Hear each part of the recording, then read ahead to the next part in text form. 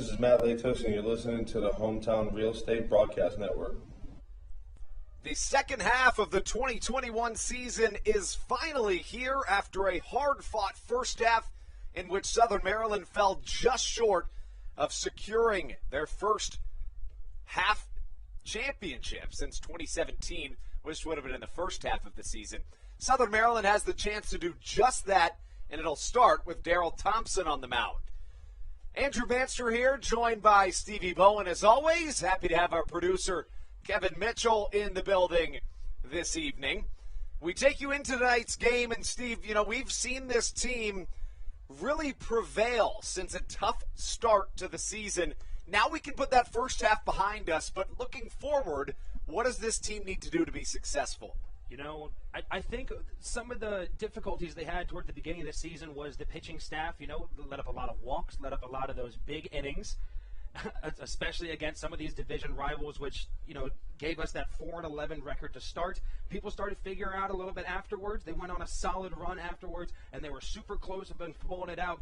I think, honestly, as long as the pitchers can keep their control down and the offense does what everyone knows they can do, we've seen them put up 16 runs in a game before, I think everything's going to be set for them.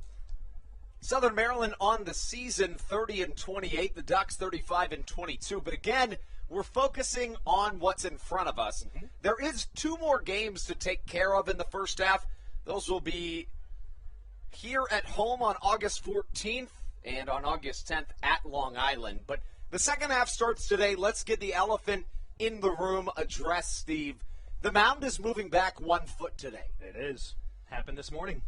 So as part of the Atlantic League MLB rule changes, like we said, the pitching rubber is moving back 1 foot. This has been something that's been in the works for quite some time. Now let's explain exactly what that means.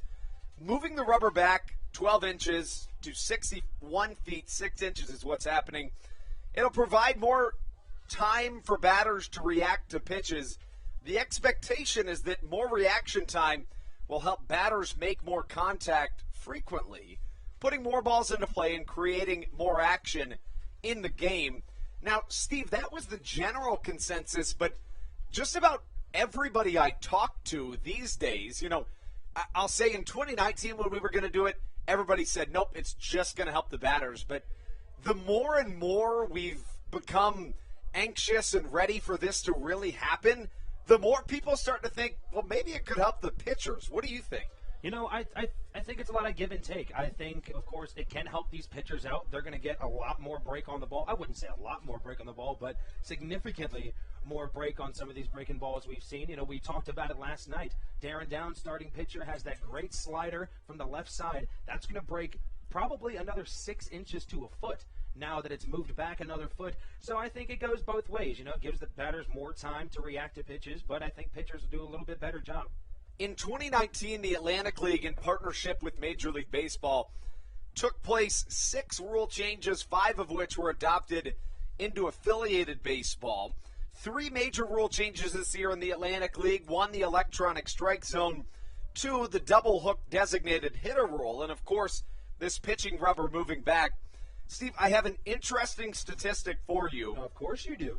So we talk about the fact that, I think it's no question that the reason the mound is moving back is to cut down on strikeouts, right? There's no secret about that. Mm-hmm. Well, let's dive into the numbers and give you a little bit of story time on when's the last time the mound moved back. That was in 1893.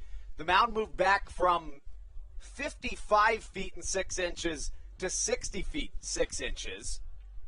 And now, moving back again for the first time in well over 100 years. Well, if we take anything from the first time the mound moved back, again, 1893, so it was a long time ago. In fact, that was before Major League Baseball even formed. But at the time, it was called the National League, and when the rubber moved back 5 feet, strikeouts declined over 3%. It went from 8.5 strikeouts across the league, an 8.5% strikeout rate to 5.2. The real big number, though, is the batting average went from 245 league-wide to 280. So if that's any indication of what's going to happen, it will help the hitters. Another thing that I think is really worth mentioning, there's been a couple of well-respected, peer-reviewed medical journals that have been published about this. They believe, with good research, that this shouldn't affect pitchers' arms.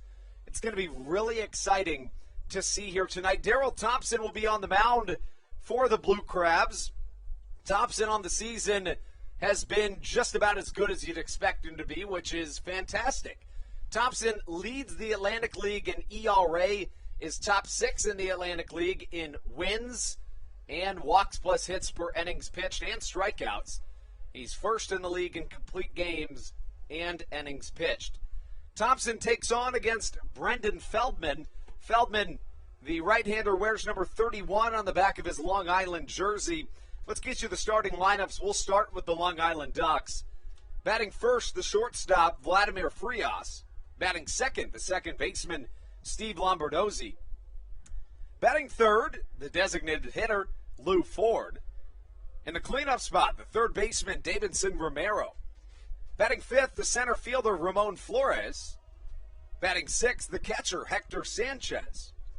Batting seventh, the first baseman, Sal Giardina. Batting eighth, the left fielder, Jesse Berardi.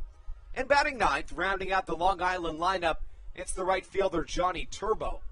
Now what you've all been waiting for, it is your Southern Maryland Blue Crabs lineup for this first game of the second half of the 2021 season. Leading off for the Blue Crabs, the left fielder, Cesar Trejo. Batting second, the shortstop, Michael Baca. In the 3 spot, the center fielder, Ruby Silva. Batting fourth, the right fielder, David Harris. Batting fifth, the first baseman, Alex Crosby. Batting sixth, the third baseman, Josh McAdams.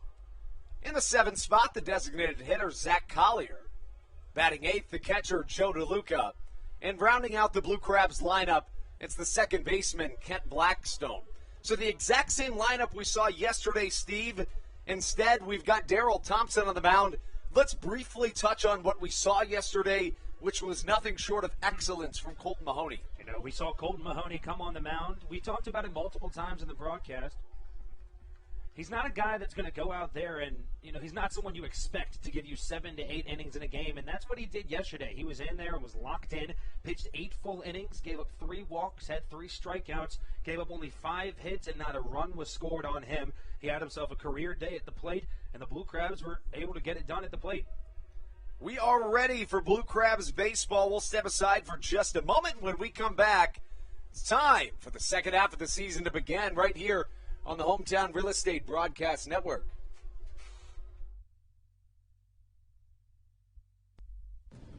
This is Matt Latos, and you're listening to the Hometown Real Estate Broadcast Network.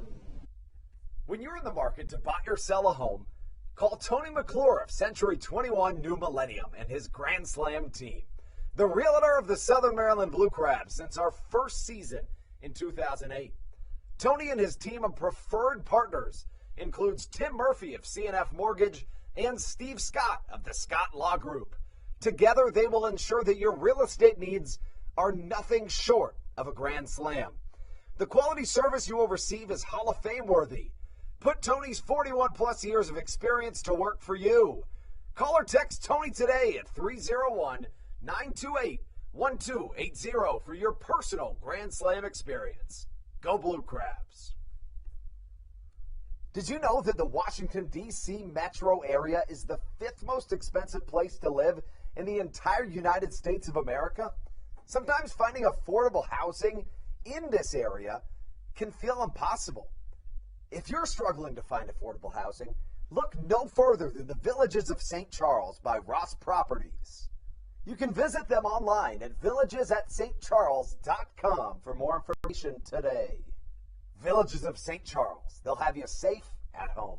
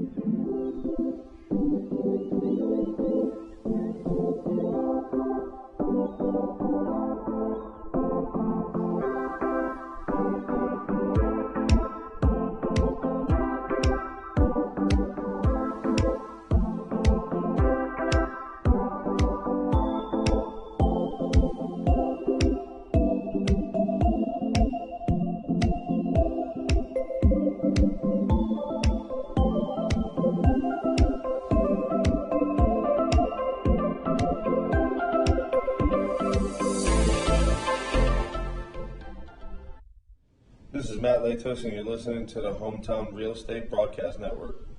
Daryl Thompson takes the mound, not from 60 feet 6 inches, instead from 61 feet and 6 inches Folks, you are about to witness baseball history right here in Southern Maryland.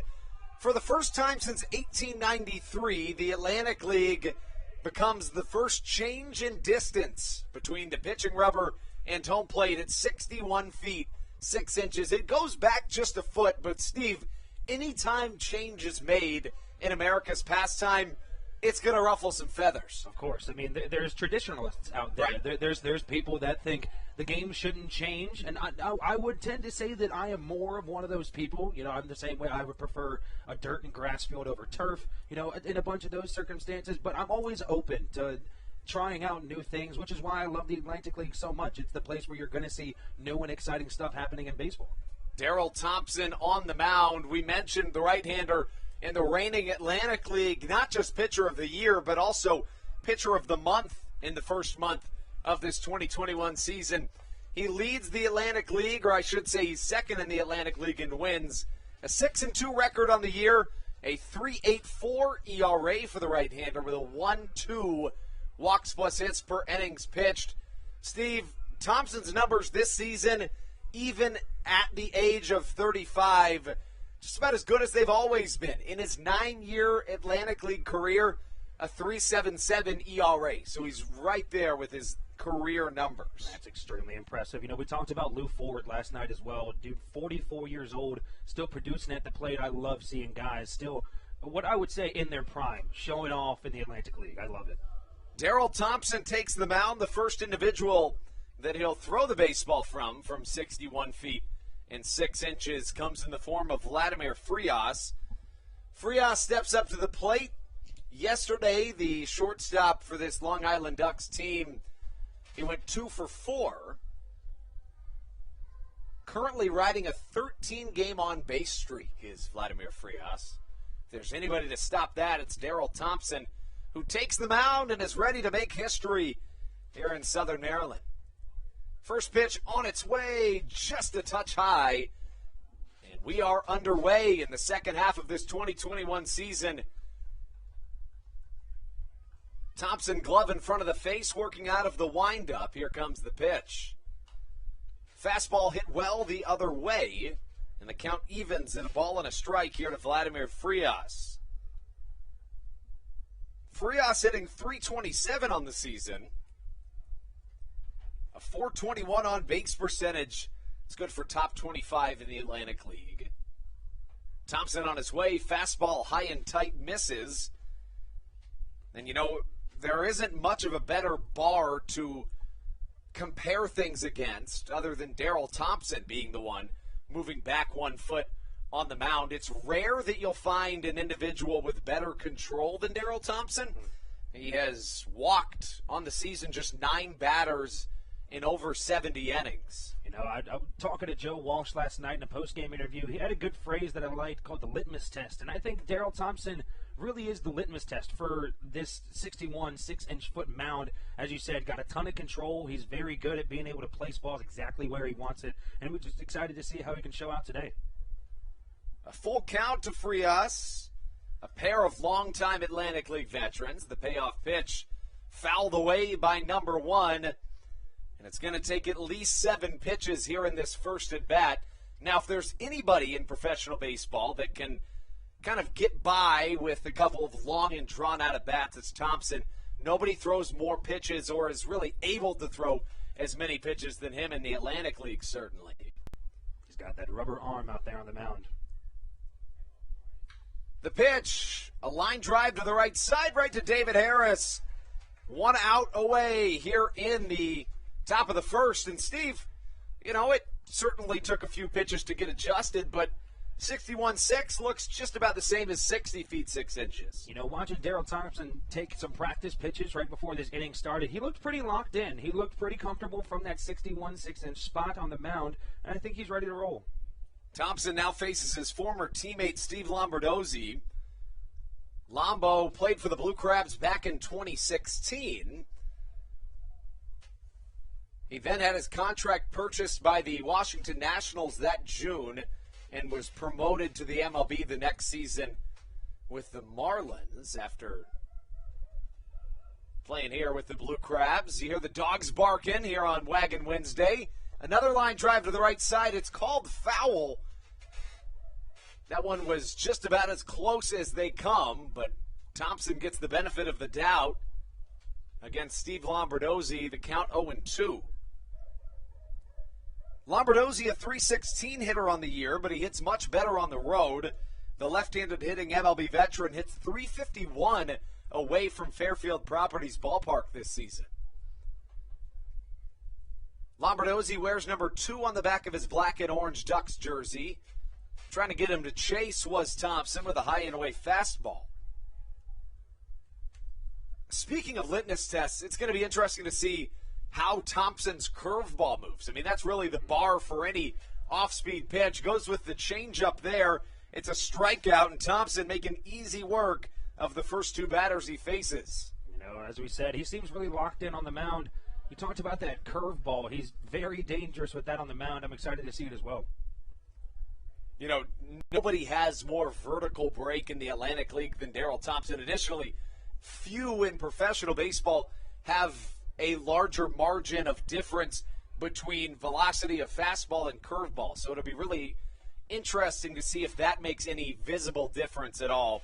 First pitch to Lou Ford is in there for a strike. Ford and Thompson, the 2 longest tenured Atlantic Leaguers actively in the league. A changeup again. You don't see Thompson use that change piece all that often, but he's going to it early and often here tonight. It seems to be working for him so far. As you said, the batters might have a little bit more time to wait on the ball, and I think Thompson realizes that on the mound.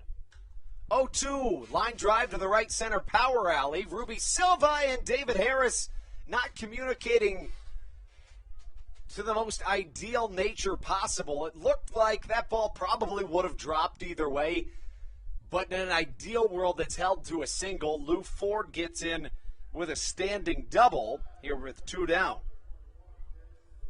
And those are 2 individuals that are elite defenders. It's very rare that you'll see them have a miscue. You know, normally when a ball like that goes out to the outfield, you can breathe, a sigh of relief because you automatically assume Ruby Silva's going to be able to get to it, but that one I think was just placed perfectly in that right center gap. That brings up Davinson Romero in a situation in which originally it didn't look like he'd have. Thompson working out of the stretch for the first time here today. First pitch, a fastball inside, jams up Romero and gets it over our heads here in the Baynet press box. Romero, a .276 hitter on the season, the slugging percentage hovering around 500. Went 0 for 2 with 2 walks yesterday, did Romero. Here comes the 0-1 from Thompson. Hit high and not that far to the left side. Cesar Trejo ranges under it and catches for out number 3. So despite the 2-out double, Thompson works out of danger here in the first and gives way to the offense. When we come back, it's Cesar Trejo, Michael Baca, and Ruby Silva on the Hometown Real Estate Broadcast Network.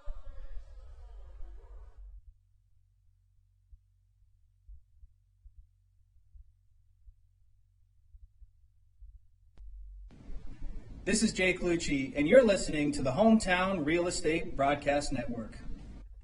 Dyson Building Center is one of the oldest family-owned and operated hardware, lumber, and building supply stores in Southern Maryland. They are located in St. Mary's County on Route 5 in Great Mills. Dyson's has an expansive and diverse inventory to help you with all of your home improvement and project needs.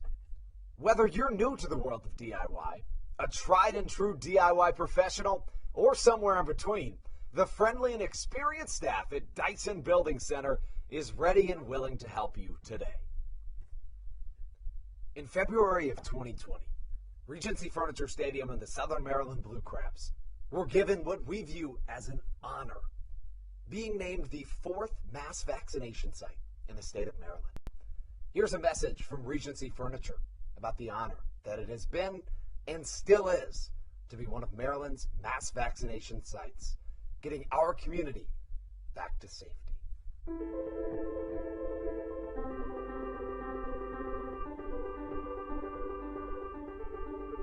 During these times of uncertainty, it helps to know There are things we can control to help ourselves and others.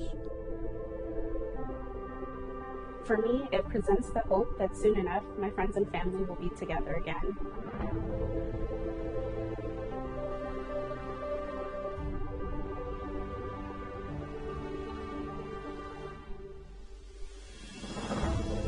We just want to take this moment to thank the Maryland National Guard for their support in helping to facilitate and manage the... Marshall, you're listening to the Hometown Real Estate Broadcast Network.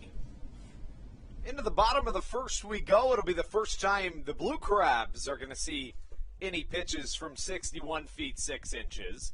They'll do so against Brendan Feldman.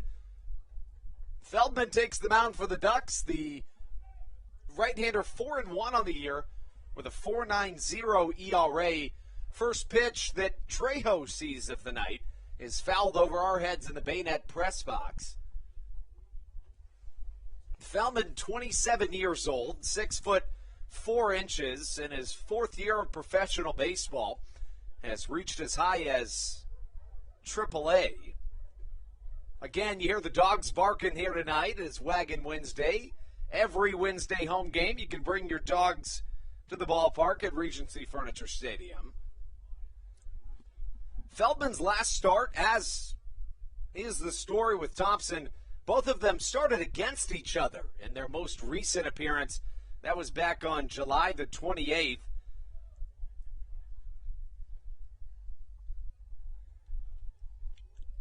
As Brendan Feldman steps back out onto the mound, he's in his 12th start of the season.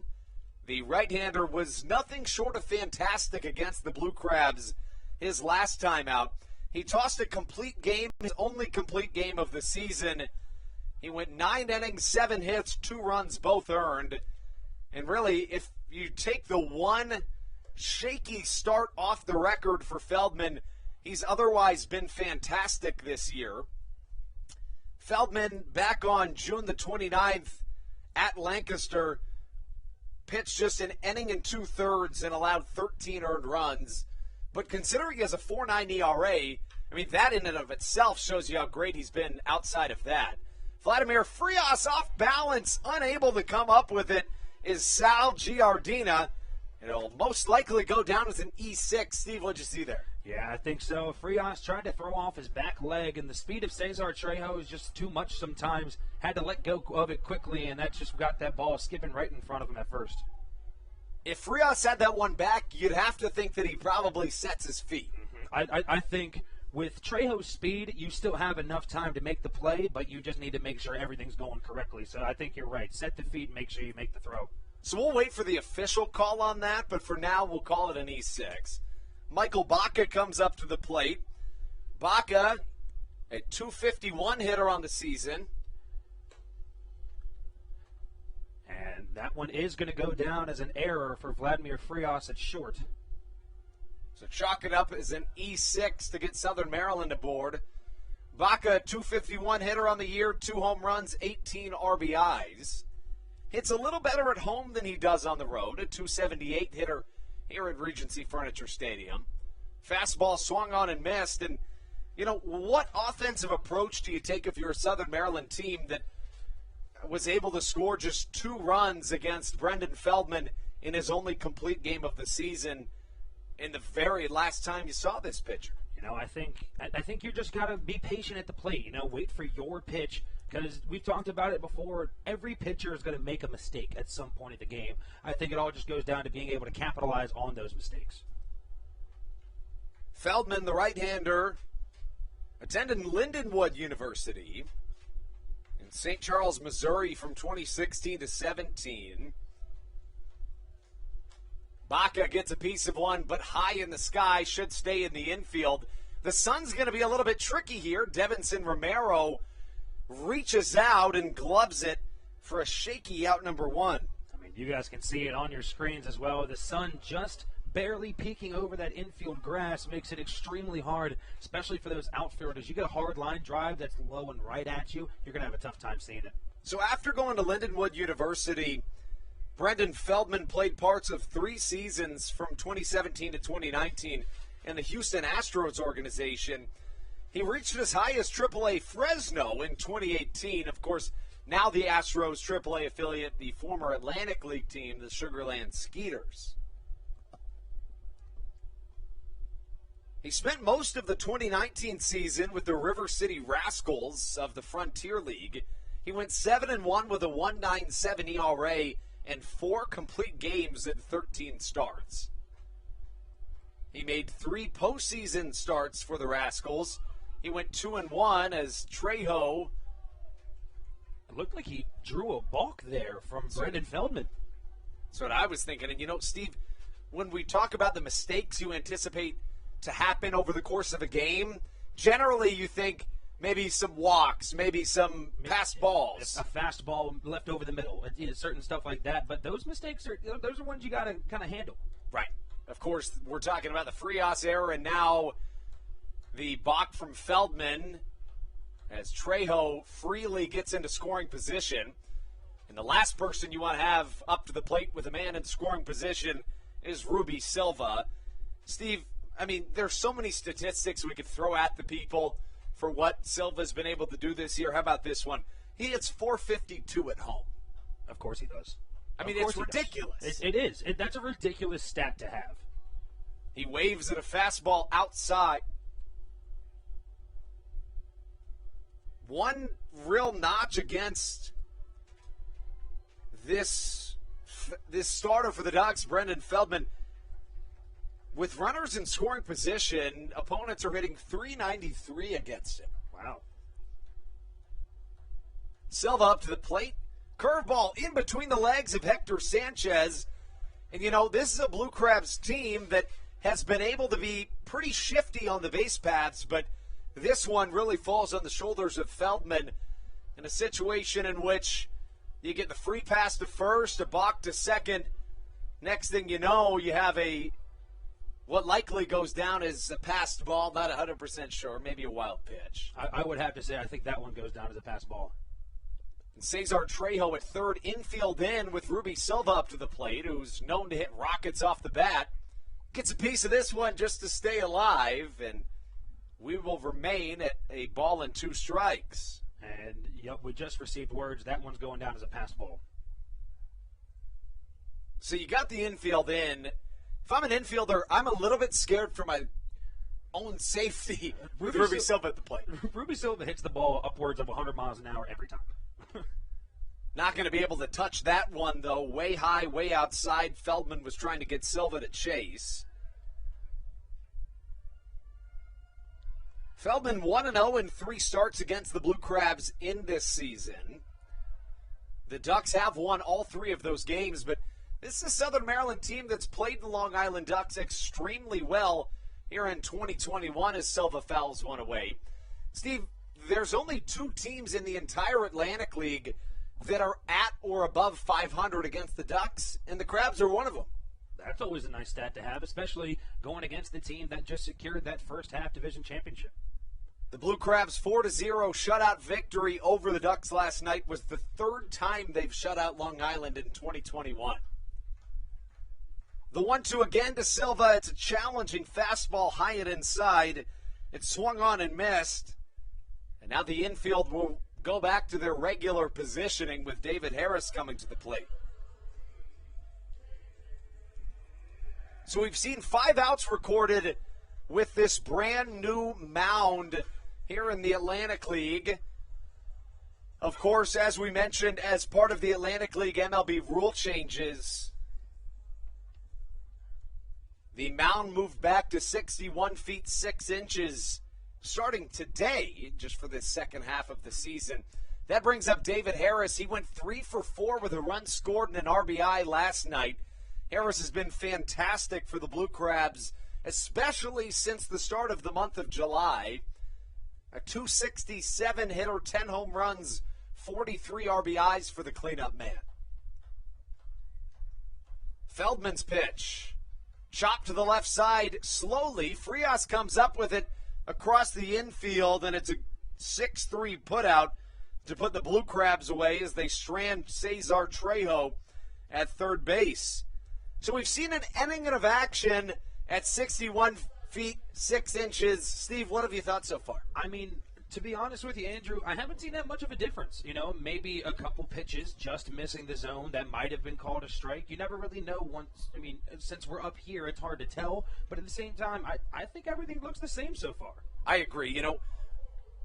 When you think about the mound moving back, it seems so jarring, but in practice, it's easier to say with us as opposed to getting a player's perspective. But from what we've seen, it looks business as usual. We've got a scoreless game as we take you into the top of the second. We'll be right back on the Hometown Real Estate Broadcast Network. This is Daryl Thompson, and you're listening to the Hometown Real Estate Broadcast Network. Chick-fil-A of Charles County has been a proud supporter of the Southern Maryland Blue Crabs since their inception in 2008. For years, they have sponsored the Southern Maryland Blue Crabs, America's prisoners of war and missing in action. In between the second inning of each game, there is a moment of silence brought to you by Chick-fil-A. The Southern Maryland Blue Crabs appreciate and respect not only Chick-fil-A, but all of those that have served our great country. The seat that they sponsor was made possible by Chick-fil-A of Charles County. Thank you so much, and visit any of your Charles County Chick-fil-A locations today. Through October of 2021, COVID-19 vaccinations are offered right here at Regency Furniture Stadium. No appointment necessary. Just swing on by and get your COVID-19 vaccination today. Take one for the team, Southern Maryland. Get the vaccine.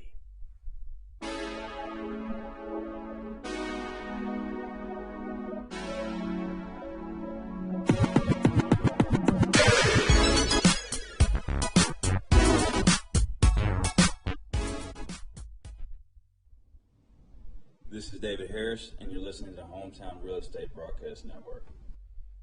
Into the top of the second we go here in Southern Maryland. Daryl Thompson back out onto the mound. And after the very first at-bat that Thompson had in this game, it was against Vladimir Frias. You could tell for the first few pitches he was still trying to find the groove of the extended distance here at Regency Furniture Stadium, 61 feet 6 inches. First time it's happened in professional baseball since 1893 that we've seen an increase in distance between home plate and the pitching rubber. But, Thompson's really settled into a groove. We talked about it earlier. If there was anybody that was going to make a smooth transition, it was going to be Daryl Thompson. Thompson faces off against a fellow MLB veteran in the form of Ramon Flores. Flores was signed by the Long Island Ducks after being released from the Washington Nationals AAA affiliate just a couple of weeks ago. Has played 9 games for the Ducks. Waves at one and gets it into foul play. Maybe Josh McAdams almost had it. He was inches away from securing that baseball. Honestly, you want to see plays like that. You'd love to see amazing plays. I thought we were going to see a couple of them this year. We almost had it there, but that one was a tough one to make. That one was almost into the second or third row. Flores in his 9 games with the Ducks hitting .313 with a .425 on base percentage to accompany a .531 slugging percentage. The left-handed hitting MLB veteran sees a curveball from Thompson. Looks like the home plate umpire, Derek Moshe, might have thought it was strike number 3, but instead the automated ball strike system is going to call it a ball. The count 2-2 as Flores looks like he maybe got a bug in his eye. Looks like it.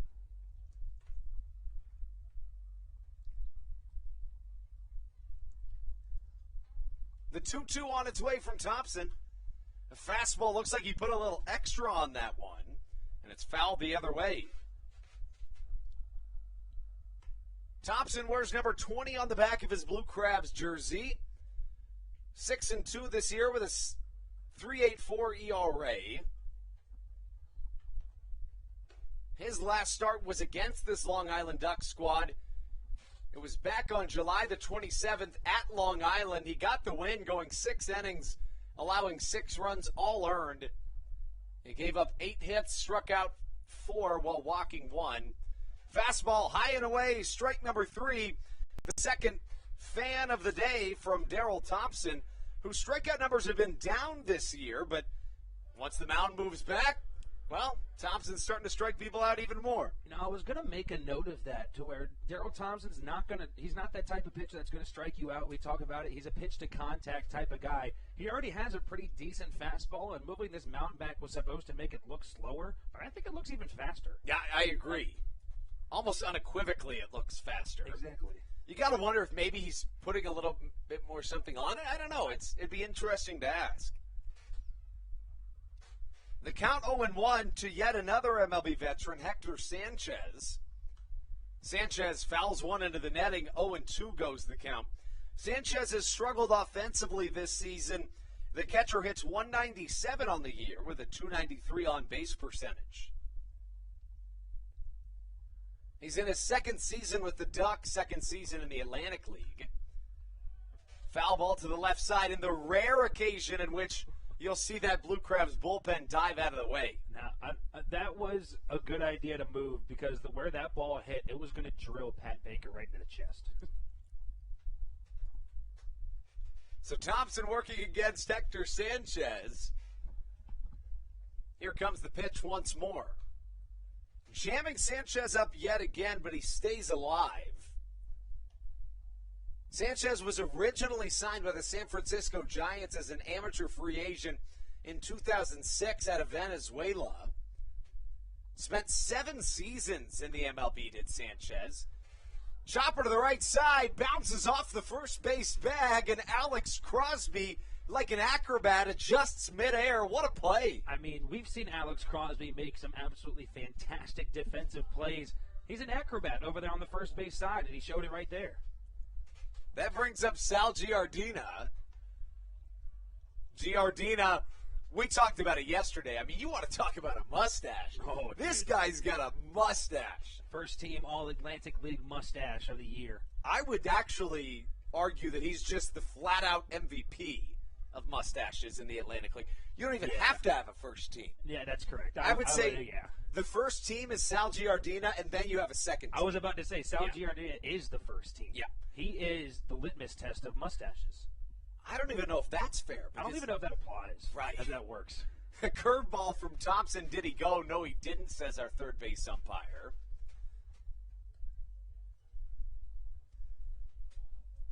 The count, a ball and a strike here with 2 away in the top of the second inning. Giardina, 302 hitter on the year, but he hits even better on the road. How about a 409 batting average away from Long Island? Giardina is a catcher by trade, but also plays first base. Caught yesterday's series opener for the Ducks, and now a called strike on the outside corner.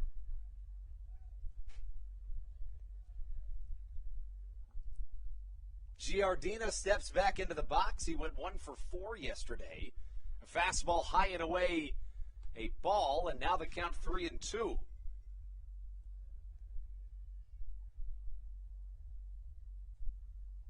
Giardina waiting for the pitch from Thompson. Here it comes.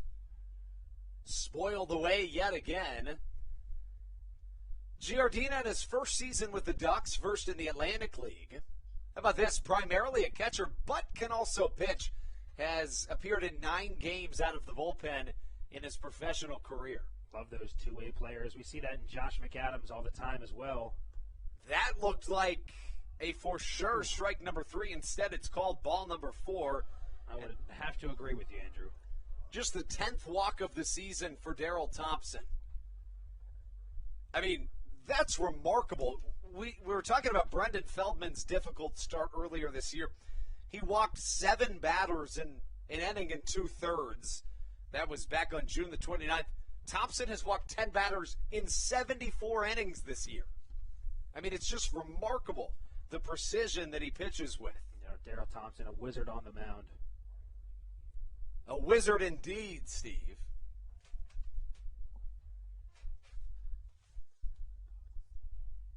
Now faces Jesse Berardi and falls into a 2-0 count, does Thompson.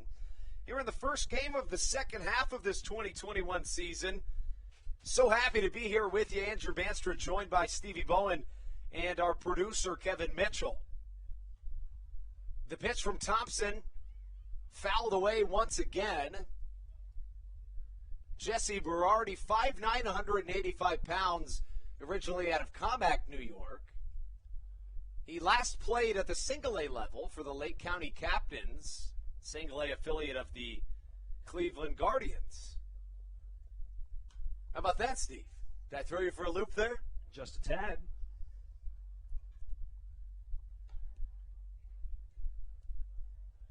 Berardi wears number 25 on the back of his jersey. Hits .327 on the road this season, 6 home runs, 24 RBIs. The New York native facing off against Thompson, the pitch. Right back up the middle. Behind the bag is Michael Baca, who throws across the infield. Alex Crosby stretches up and catches for out number 3. Thompson faces 4 batters in the inning and strands 1 aboard. We take you into the bottom of the second, and when we come back, it's 5, 6, 7 due up for the Blue Crabs. Alex Crosby, Josh McAdams, and Zach Collier.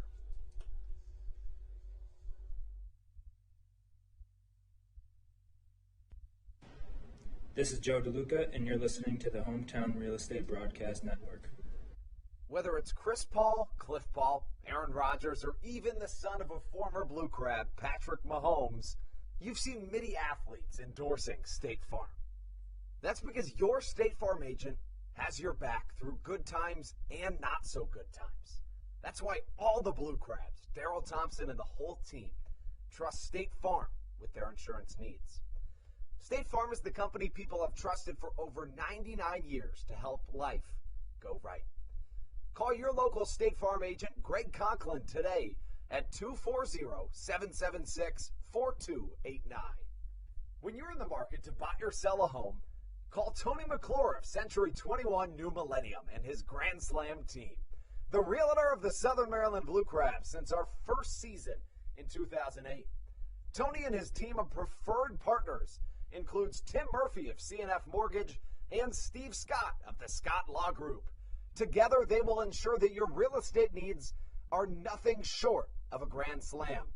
The quality service you will receive is Hall of Fame worthy. Put Tony's 41-plus years of experience to work for you. Call or text Tony today at 301-928-1280 for your personal Grand Slam experience. Go Blue Crabs.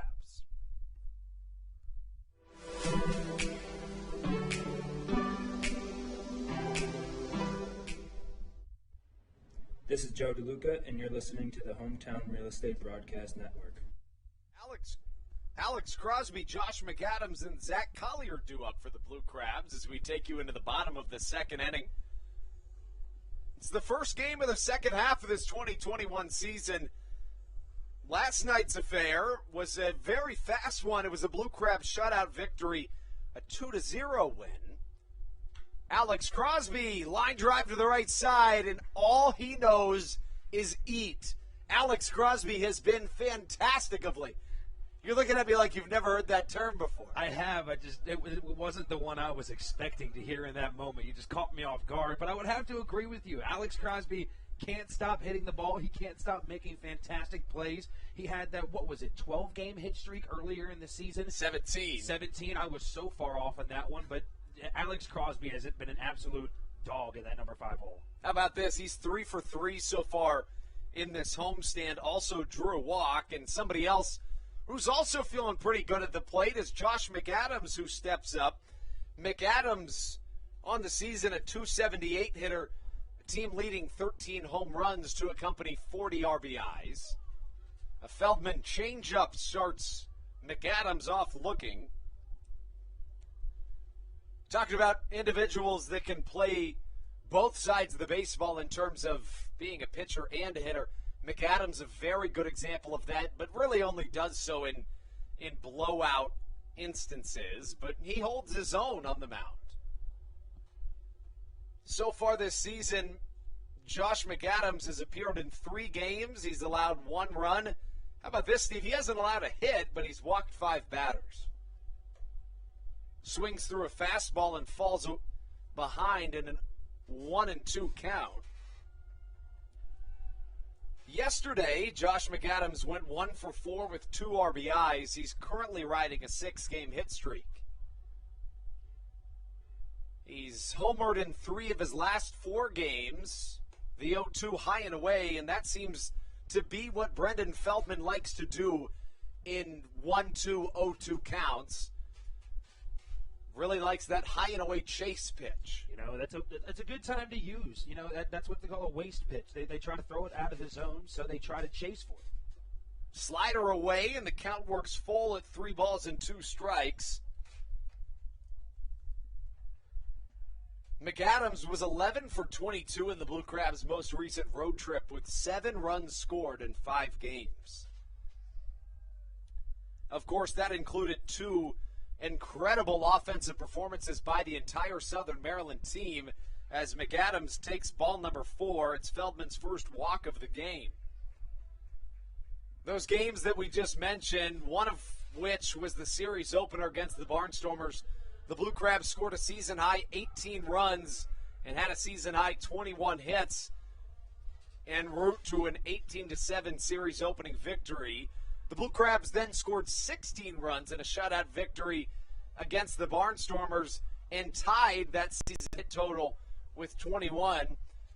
You know, the Blue Crabs pitching staff has been fantastic of late. They're riding back-to-back shutouts. Now, this pitching staff has really turned itself around, especially when, you know, the loss of Mike Devine, Brandon Barker getting his contract purchased, loss of Grafer Aregua in that relief position coming out of the bullpen. It's nice to see the Blue Crabs pitching rotation still be able to hold their own in this league, even though they lost some of their top guys. The Blue Crabs pitching staff has issued 7 shutouts this season. That's a league high, 3 of which have been against the Ducks. Zach Collier up to the plate. He sees a ball and a strike count. Collier started yesterday's game 0 for 3, but then tripled home a run. Zach returned from injury on Sunday. He came in a pinch hit appearance and went 2 for 3 after coming in the 3rd inning. Sees a curveball in the dirt and works ahead in the count, 2 balls and a strike. Collier has still yet to start a game in which he's been playing in the field. But this is a guy that's a welcome sight to have back in the lineup, especially as we prepare and get into the second half of the season.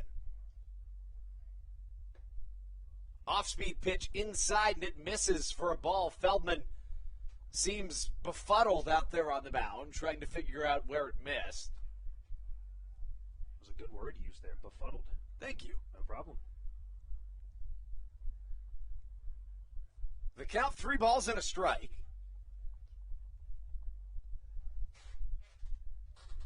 Runners at first and second, and a hitter's count to Collier.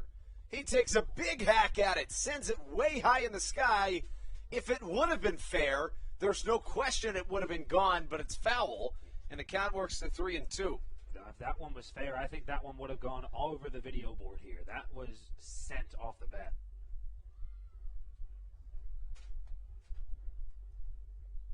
You know, it's only right that Collier works a full count. He does so just about more than anybody in the Atlantic League. The payoff pitch, not quite yet, says Collier. And if there's anybody that will irritate a pitcher, it's going to be Zach Collier. Pitchers hate nothing more than an individual that just works a count, because eventually you have to give them something hittable. I mean, it's inevitable. And that's where Collier is so valuable, working counts until he finds a hittable pitch, and a big reason why he's this team's OPS leader. Takes ball 4 outside, and now the base is juiced for the Blue Crabs with no outs after back-to-back walks. What are you seeing here from Feldman, Steve? You know, maybe Feldman didn't have as much preparation, you know, dealing with this mound. As you can see, a lot of his breaking balls are breaking just a little bit too far out of the zone. I don't think he's used to being able to, you know, maybe let go of the ball a little bit earlier, trying to get it on that outer point of there. But, I mean, we're not sure. You know, and just like everybody, it's the first time that Feldman has seen this. Of course, he's 27 years old, You can imagine he's been playing baseball for at least, let's say, 22 or 23 of those years. So, this is a big adjustment for everybody. Joe DeLuca seen that firsthand as a catcher to this point in the game. He's up to the plate and he takes a curveball for a called strike one. DeLuca has been fantastic on both sides of the ball for Southern Maryland. A .286 hitter, was named to the ALPB Roundup All-Star team in a reserve role.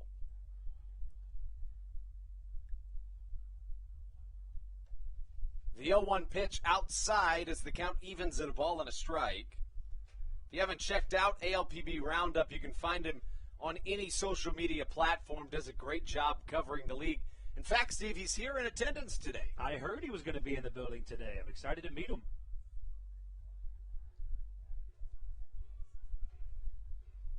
A ball and a strike, the count to DeLuca. The switch-hitting catcher sees the fastball and sends it at least deep enough to get a run home into center field. And Alex Crosby will come from third to home. Sacrifice fly makes it a 1-0 game, and we're underway in terms of scoring here in Southern Maryland. A nice job by Joe DeLuca. He's a very versatile guy at the plate. We've seen him lay down a bunt before. Of course, the situation doesn't necessarily call for it. He's got a few home runs on his line this year and a plethora of just regular base hits. This guy is a really all-around solid ball player, and it's nice to see him send one out there for that sacrifice fly. 28th RBI of the year for Joe DeLuca. Now with runners at first and second, Kent Blackstone comes to the plate. Blackstone, the Blue Crabs' second baseman, and the first pitch he sees misses just a touch outside. Blackstone, 1 for 3, was also hit by a pitch yesterday. Has hits in 5 of his last 6 games played. Had a grand slam in his most recent road trip. That was against the Lancaster Barnstormers back on July 30th. He sees a changeup, swings and misses, and the count, a ball and a strike here to Blackstone. Josh McAdams stands at second base, Zach Collier at first. Blackstone, the 9-hole hitter for the Blue Crabs, although we've seen him all around the lineup, generally either at the beginning or the end. He's a good guy to have in that 1 to 2 hole in the lineup, but I think down there in that 8 or 9 spot is good. You'd like to have him up at the plate to then turn it over back to Cesar Trejo. And this is a team that, for whatever reason, finds the bottom of their order in really important spots early and often in just about every game. So it's important to spread the wealth. And that bottom of the order continues to produce, which is why this Blue Crabs lineup up and down is just really solid at the moment. Yeah, this is a team in the Blue Crabs that has really seen their offense begin to click here of late. Southern Maryland hitting .268 as a team. A big curveball swung on and missed, and the count of ball and 2 strikes to Kent Blackstone. Waiting on deck, Cesar Trejo. Trejo has hit 3 home runs against the Ducks this season. 3 of his 6 in the 2021 season. All of those came as a member of the High Point Rockers. Here comes the 1-2 from Brendan Feldman. Slack to the right side, likely playable and is from Johnny Turbo in right field, but a good piece of hitting records the second out of the Blue Crab side of the second. And a very solid swing by Blackstone. You can't be angry at that. Johnny Turbo, also a plus defender. When the Long Island Ducks were here earlier in the season, we saw him in that center field spot make a couple nice catches as well. So no surprise he was able to get to that ball. That brings up Cesar Trejo in his second plate appearance in as many innings. Trejo reached on an error his first time up. And the right-handed hitting outfielder trying to extend this Blue Crabs lead early.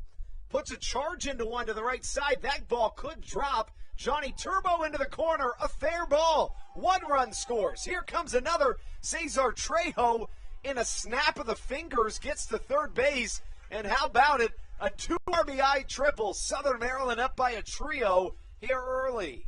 that was an absolutely perfect opposite field shot there. That's exactly what you want to do. Hit it to the opposite side of the field. They're not going to be expecting it. And Cesar Trejo just perfectly placed it in that right field corner. Yeah, you said it. I mean, it was basically unplayable, even from a guy that has really good speed in terms of Johnny Turbo. But now Michael Baca comes to the plate. He flew out to the third baseman, Davidson Romero, his first time up. Trying to extend this Blue Crabs lead they've accumulated early. Another hit the opposite way. Johnny Turbo gives chase and catches for out number 3. But, for Southern Maryland, this has to feel really good against Brendan Feldman, who had a day against Southern Maryland in his last outing, a complete game, allowing 2 runs. Southern Maryland topped that run total here in the second inning alone. It's a Blue Crabs 3-0 lead on the Hometown Real Estate Broadcast Network.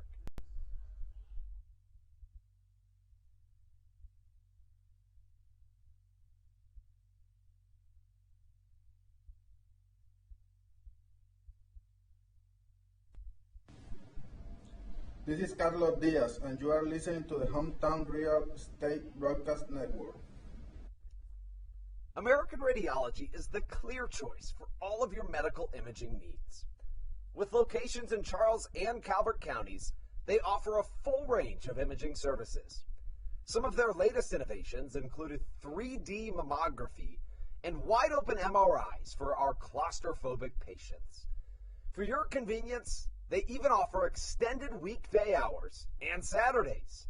For more information or to schedule an appointment, visit their website at AmericanRadiology.com.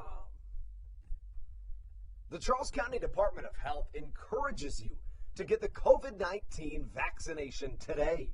You can get it all over Southern Maryland or no matter where you are across the United States. Vaccinations are offered right here at Regency Furniture Stadium with no appointment needed. Charles County Department of Health and the Southern Maryland Blue Crabs urge you to take one for the team and get the vaccine. Monkey.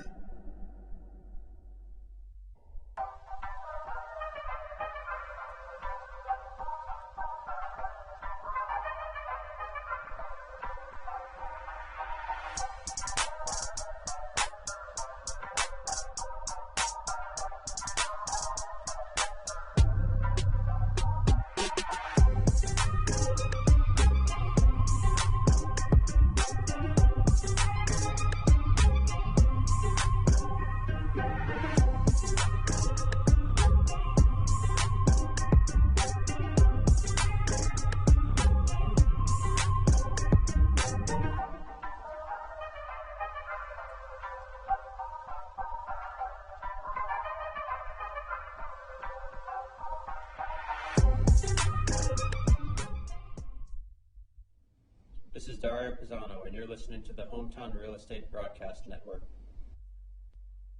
Daryl Thompson on the mound for his third inning of work. He faces off against Johnny Turbo.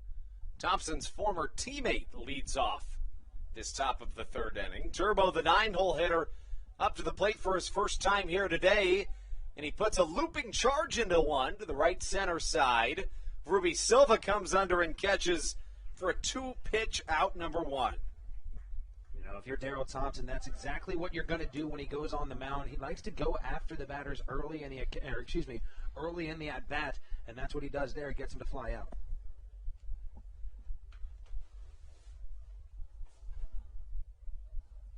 So now the Ducks lineup flips to the top. Comes in the form of Vladimir Frias. Frias lined out to the right side. Was caught by David Harris after an 8-pitch battle between Vladimir and Daryl Thompson. Big curveball starts off the shortstop, and it's in there for a called strike number 1. Thompson's been fantastic to this point. Honestly, at times I've forgotten about the extra distance on the mound, and that's kind of the theme that we've seen over the course of these Atlantic League rule changes. I'll never forget the first time somebody stole first base, and then literally 2 weeks later, it just felt like common practice.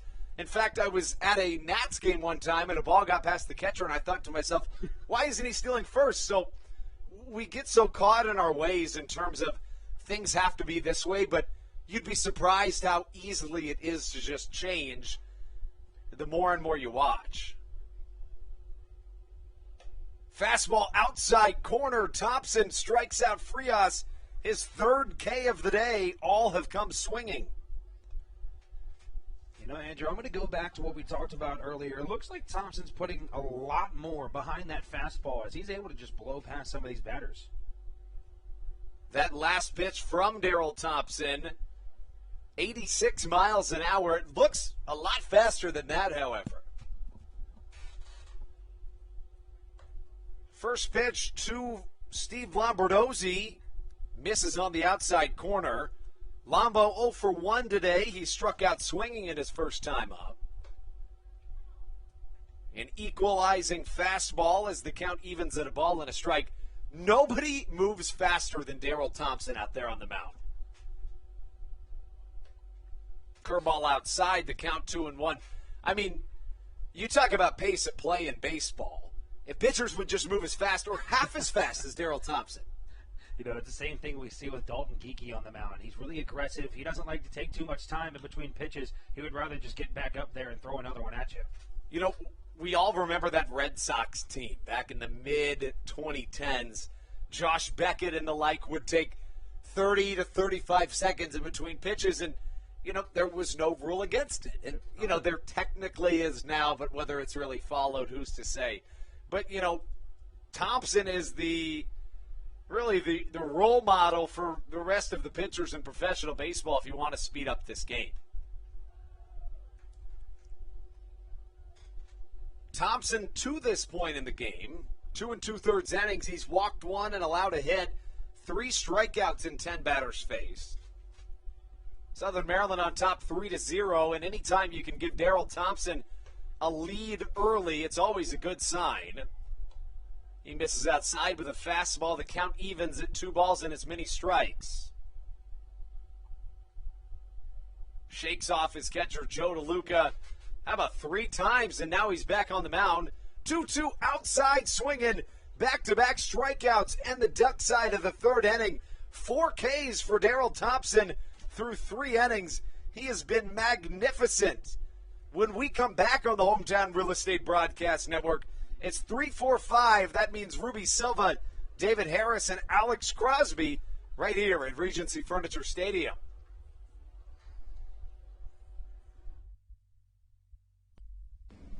This is Sam Burton, and you're listening to the Hometown Real Estate Broadcast Network. Chick-fil-A of Charles County has been a proud supporter of the Southern Maryland Blue Crabs since their inception in 2008. For years, they have sponsored the Southern Maryland Blue Crabs, America's prisoners of war and missing in action. In between the 2nd inning of each game, there is a moment of silence brought to you by Chick-fil-A. The Southern Maryland Blue Crabs appreciate and respect not only Chick-fil-A, but all of those that have served our great country. The seat that they sponsor was made possible by Chick-fil-A of Charles County. Thank you so much, and visit any of your Charles County Chick-fil-A locations today. The Charles County Department of Health encourages you to get the COVID-19 vaccination today. You can get it all over Southern Maryland or no matter where you are across the United States. Vaccinations are offered right here at Regency Furniture Stadium with no appointment needed. Charles County Department of Health and the Southern Maryland Blue Crabs urge you to take one for the team and get the vaccine.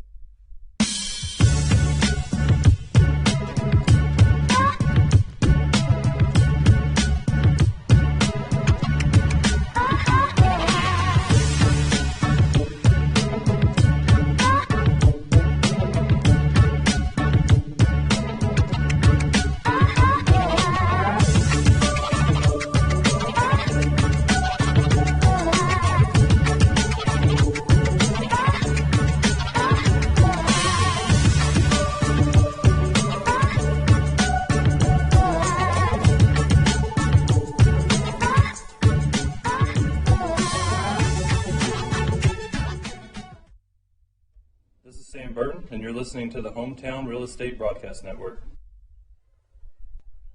After giving up 3 runs in the second inning, Brendan Feldman out for his third inning of work. The right-hander misses inside to Ruby Silva. And, you know, very much like in the game of baseball when maybe one team starts complaining, and I'm not even saying that at all that Brendan Feldman is complaining because I don't see that out of him. But what I'm trying to get at here is that Thompson's been fantastic from 61 feet 6 inches. So there's no excuse for anybody else to blame it on the pitching mound. Just like when it's raining outside and one team says, well, it's so wet. And I get, well, both teams are dealing with it. Silva swings in, fouls one to the left side. The count 2 balls and 2 strikes. I beg your pardon, 2 balls and 1 strike to the Cuba native Ruby Silva. Silva hits 418 games with the Blue Crabs. About 17 RBIs in 18 games. Changeup swung on and missed, and he falls into a 2-2 count. Silva struck out swinging his first time up. That's Feldman's only strikeout of the day to this point.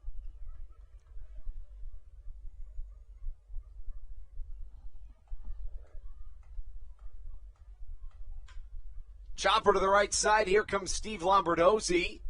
He throws to the first baseman, Sal Giardina, for out number 1. You know, it looked originally like, all things considered, Brendan Feldman was going to have just a fine second inning of work. With 2 away, he had only allowed 1 run. That is saying something, considering the bases were loaded with no outs. But then Cesar Trejo happened. When you're a pitcher, obviously you get into those bases loaded, no out holes. He did exactly what he needed to do. But, of course, as you said, Cesar Trejo just took advantage of the situation and ended up making it work out. He tripled to basically no man's land in the right field corner, right by the pole, as David Harris comes up to the plate. An 0-1 count to the cleanup hitter, David Harris. 43 RBIs on the season as he grounds one to the left side. A quick transfer from Vladimir Frias. Nice play by the shortstop. Records a quick out number 2 in what can certainly be considered as a rebound ending from Feldman. How about just 4 pitches to get 2 outs? Especially when he walked 2 batters last inning, both of them being able to draw out full counts of McAdams and Collier. It's really nice to be able to come out here and only pitch 4 pitches to get 2 outs. Here comes Alex Crosby, who has yet to get an out so far in this homestand. He's 3 for 3. He's also walked. 1 for 1 today, singled later, scored back in the second inning, and now here in the third, he takes a 1-0 count. Crosby has had the Long Island Ducks number this year, entered play with a .360 batting average against the Blue Crabs Atlantic League North Division rivals. Changeup swung on and missed as the count evens at a ball and a strike. Crosby has been a fantastic addition here in this 2021 season for the Blue Crabs. The 1-1 hit high in the sky to the right side. That ball could drop, Steve. It gets out there, and Johnny Turbo dives, but it drops onto the ground, and that goes down as a single. Hey, line drive in the books is what I always say. Doesn't matter how you get on base as long as you can do it, and Alex Crosby just keeps producing. Looked almost like Turbo was going to make that play. It was awfully close, but Alex Crosby is now 4 for 4 in this homestand. That brings up Josh McAdams. McAdams walked in his first time up. The right-handed hitting Georgia native is riding a 6-game hit streak dating back to the Blue Crabs' last road trip. McAdams is 12 for 26 with 3 home runs. A slider makes the count 0-1 as McAdams swings through the pitch. Southern Maryland has nearly hit through their lineup twice in 3 innings. We talk about it a lot. This This Blue Crabs offense is kind of hit or miss. They're on and off throughout the season. I mean, when they're on, and they seem to be having a good time at the plate today. Fastball high and tight to Josh McAdams as the count evens in a ball and a strike.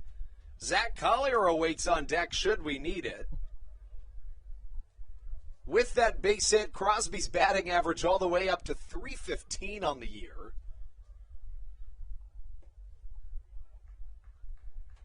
And in tremendous fashion, there is 3 Blue Crabs that have a batting average over 300.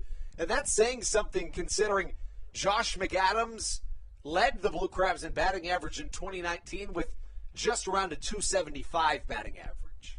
Shows this Blue Crabs lineup is rocking and rolling at the moment. McAdams fouls one back into the netting, and, McAdams is a guy that's going to give you average, but that's not really his best attribute. It's the power that's really the game changer for Josh McAdams, and it's truly just icing on the cake in the fact that he's going to give you a .275 batting average just about every year. 5th in the Atlantic League in home runs is Josh McAdams. Slider upstairs as the count evens at 2 balls and as many strikes. I beg your pardon, 3 balls, 2 strikes.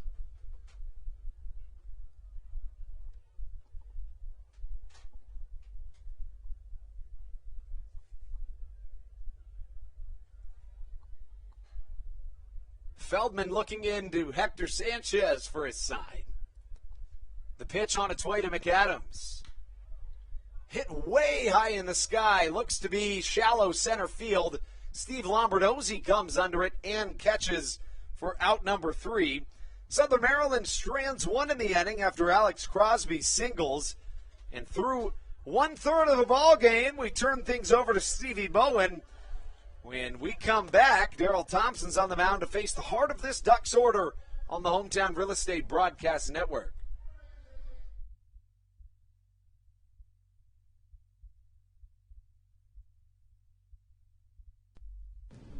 This is Matt Latos, and you're listening to the Hometown Real Estate Broadcast Network. When you're in the market to buy or sell a home, call Tony McClure of Century 21 New Millennium and his Grand Slam team. The realtor of the Southern Maryland Blue Crabs since our first season in 2008. Tony and his team of preferred partners includes Tim Murphy of CNF Mortgage and Steve Scott of the Scott Law Group. Together, they will ensure that your real estate needs are nothing short of a grand slam. The quality service you will receive is Hall of Fame worthy. Put Tony's 41-plus years of experience to work for you. Call or text Tony today at 301-928-1280 for your personal Grand Slam experience. Go Blue Crabs. Did you know that the Washington, D.C. metro area is the 5th most expensive place to live in the entire United States of America? Sometimes finding affordable housing in this area can feel impossible. If you're struggling to find affordable housing, look no further than the Villages of St. Charles by Ross Properties. You can visit them online at villagesatstcharles.com for more information today. Villages of St. Charles. They'll have you safe at home.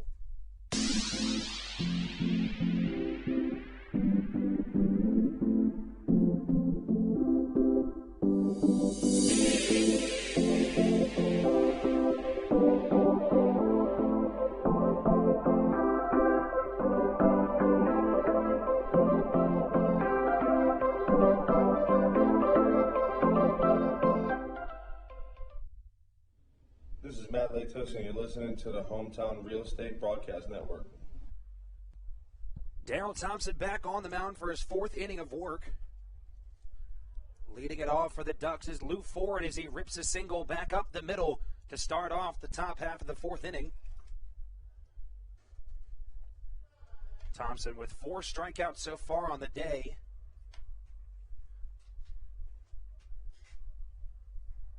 Lou Ford now 2 for 2 on the day. Had that double that just barely squeaked in that gap between Ruby Silva and David Harris over in right center field. Now he's on with a base hit single to start off the 4th inning. He has both of the Ducks' hits so far today.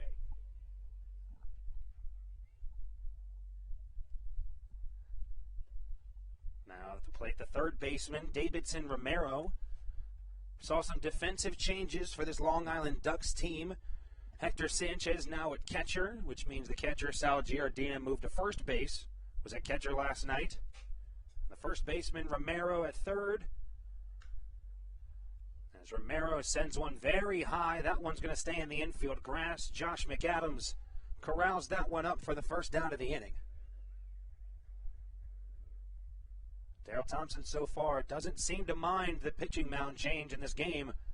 As we said earlier, just 2 hits led up, both of them to Lou Ford as he's making his way through this Long Island Ducks lineup. You know, and we talked about it. If there's anybody that can be kind of the trendsetter in the Atlantic League to show, hey, yes, the mound moved back. Yes, it's different. Yes, it's going to be a little bit of an adjustment. But you know what? At the end of the day, it's not all that different. You know, at the end of the day, Steve, if you think about it, from a batter's perspective, if you don't want it to be any different, just go all the way up in the box. Then you're literally just 60 feet 6 inches away. I mean, you know, there's ways to make this work. You know, I mean, the pitchers have to get used to being a little bit far back. You might have to get used to being a little bit more up in the box, but I think there's easily ways around this where, as a hitter, you're able to make it work for yourself. And then from a pitcher's perspective, if you want it to still be 60 feet 6 inches, well, guess what? You can tell your catcher to scoot all the way up. So again, from both sides, there's ways around this that make it as comfortable as you'd like it to be. Fastball from Thompson in there in the zone. Center fielder Ramon Flores looks at a 2-1 count with one away in the top half of the fourth inning. Flores struck out to start the top of the second inning. He's 0 for 1 on the day.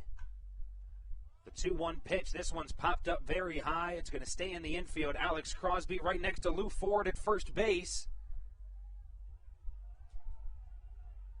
And Alex Crosby ran into Lou Ford. The ball dropped about 2 feet away from Lou Ford at first, and, I mean, he didn't really have anywhere to go on the play. Crosby just kind of had to run into him. It looks like the umpires will convene. P.J. McConville's going to have to ultimately make this call, but I tend to agree with you. I don't know what else Crosby was supposed to do there. Yeah.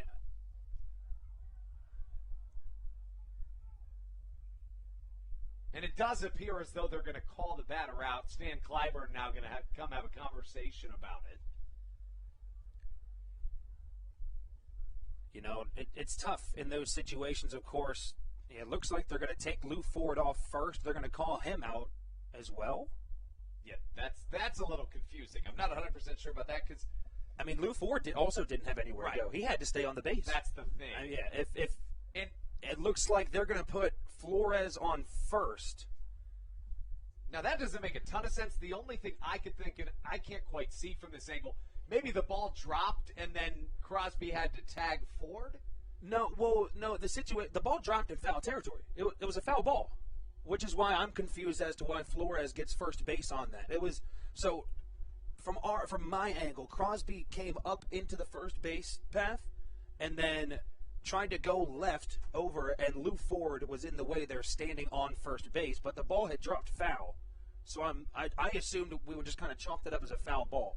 Yeah, Stan Clyburn would like an explanation on this as well. I think that is pretty fair, honestly. We'll get you the official call on that in just a moment, but what we know at the moment is that, well, Lou Ford's back in the dugout, and we've got Ramon Flores at first.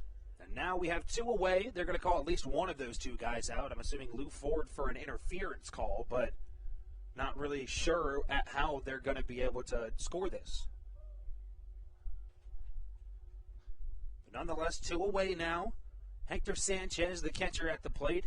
He sees a low and inside fastball to start off his second at-bat of the game. Sanchez grounded out to Alex Crosby back in the second inning, had that hard ground ball that bounced off the bag that Crosby made a great play on.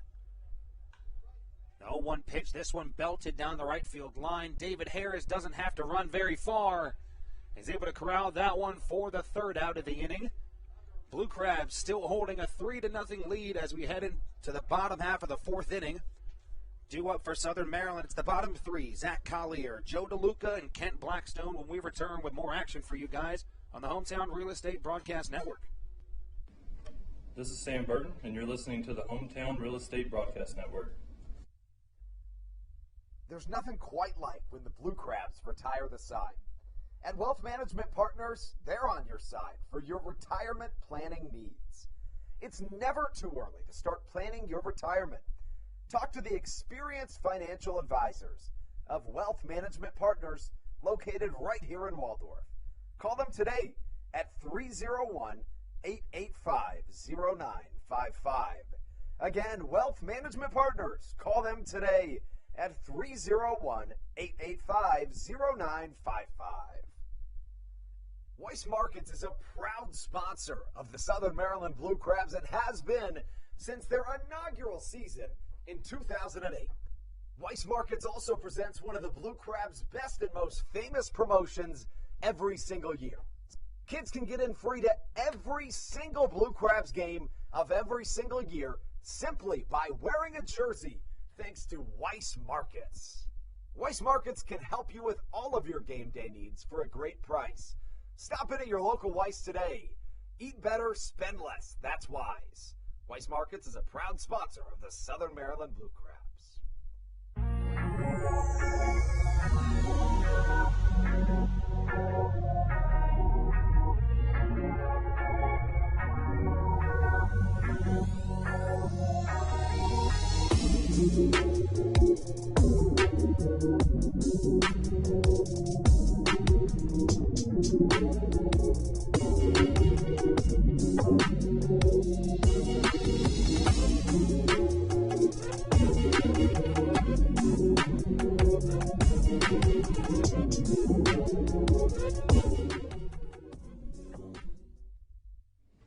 This is Sam Burton, and you're listening to the Hometown Real Estate Broadcast Network. The designated hitter for today, Zach Collier, leads things off for the Blue Crabs in the bottom half of the fourth inning. Blue Crabs were able to plate 3 runs back in the second. They're currently holding a 3-0 lead. They have 3 hits compared to the Long Island 2. Long Island, the only team with an error so far in this game as well.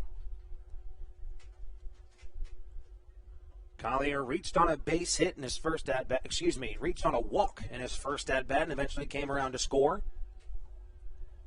As he looks at a first pitch strike, and he's going to start off with an 0-1 count. Now, to get you some answers on what happened back in that top of the fourth inning, from what we can tell, now, I've never heard of this as a rule, and maybe I'm just ill-informed, and again, there's a reason why we're up here and, not on the field, but from what we can see, it looks as though Lou Ford was called for interference, which makes sense, but the ball was in foul territory. Mm-hmm. Flores gets first, and under what grounds does he get first? It's not an error.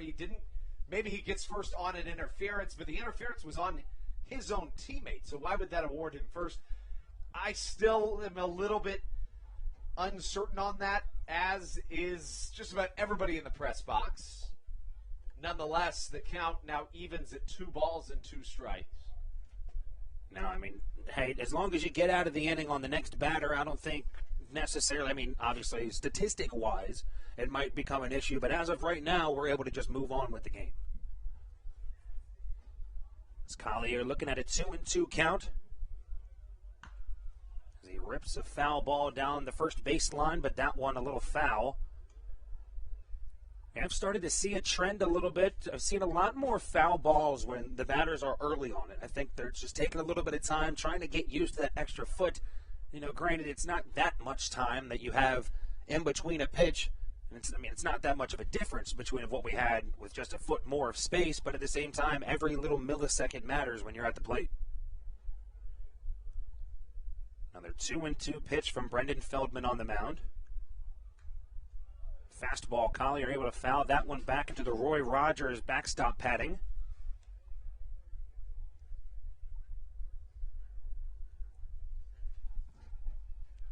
Count stays at 2 balls and 2 strikes with nobody away in the bottom half of the fourth inning. Now the a 2-2. Breaking ball. This one tried to hit on that outer half of the plate. Hector Sanchez tries to frame it, but the robo umpire says no. As Zach Collier, once again for the second time in this game, runs a full count. You know, Steve, one day on one of these Wednesdays, we should bring our dogs to the game. Oh my I think God, that awesome. may be a disaster while broadcasting. Yeah, it's going to be. Especially, I was thinking of bringing after this pitch. Collier loops one into shallow left field. Jesse Berardi running towards the left side bullpen, able to gobble that one up in the grass for out number 1. I was thinking of bringing my new puppy, Slugger, who you've been on the record on this broadcast saying is your best friend in the entire world. We're still homies. Yes, not best friends? No, I mean, we haven't seen each other in a little while. You know, it's been probably, what we would say, about 2 weeks. Yeah, you know, we've both been busy. You know, friendships come and go. They go up and down. They fluctuate. You know, I think me and him are fine.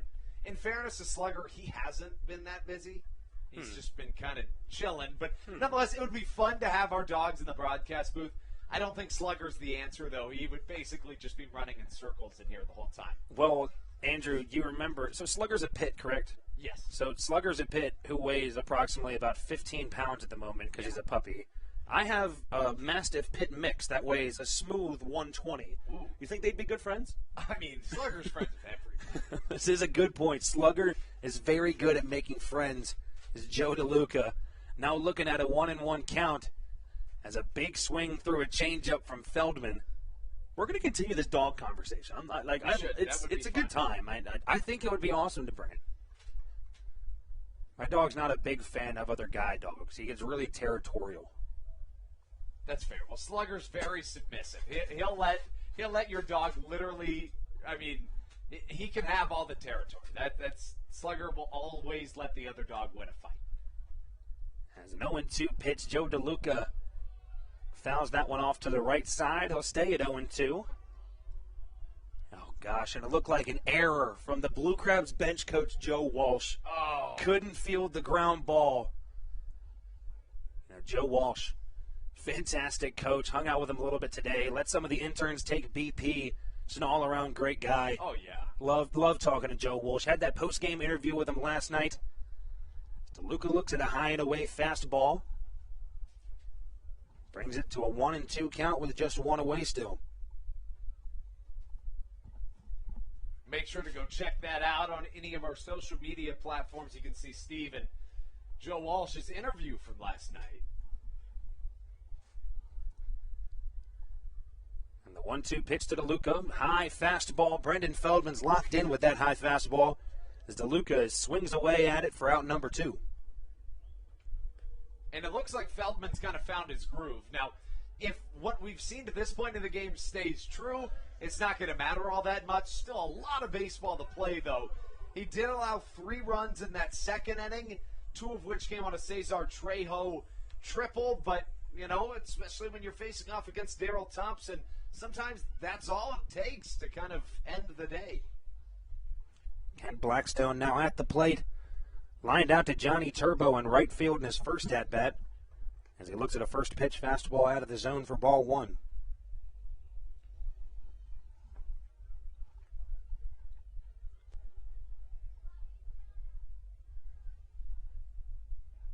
Feldman gets the sign from Hector Sanchez. 0-1 pitch breaking ball, a pretty one as that one sits perfectly in the zone. Count runs even at a ball and a strike.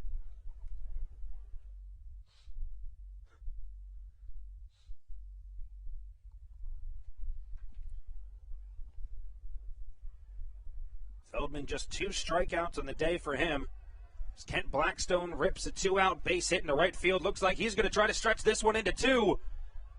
Throw is too high from the center fielder, Ramon Flores. It's some aggressive base running from Kent Blackstone with 2 outs. Puts a runner in scoring position for the leadoff man, Cesar Trejo. You know, off the bat, it looked like I didn't even know if it was going to get out of the infield. I agree. There wasn't much he could do with that pitch. Way outside, just kind of bent over and tapped it over the right, or to the right side, I should say. But great base running. That is one of those things, Steve, that doesn't seem that monumental at the moment. But with Trejo up, this could completely change the game. That's exactly what I was going to say. Big baseball IQ moment from Kent Blackstone. He knows who's on deck. He knows who's behind him in that lineup, and I think that was a perfectly executed base running there. Blackstone now with 6 hits in his, he has at least 1 hit in 6 of his last 7 games. Trejo reached on an error back in the first inning.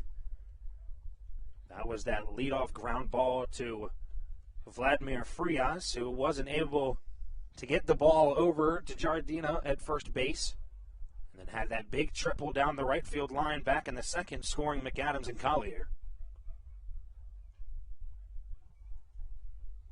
0-2 count to Trejo to start off for him. 0-1 count to Trejo. As the second pitch is a fastball down the middle. As now the count runs to 0-2.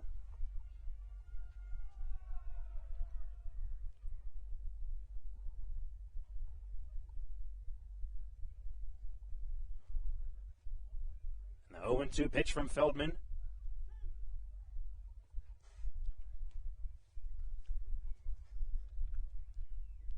I'm not sure what I saw in the first pitch. I thought that one was called strike 1 for some reason.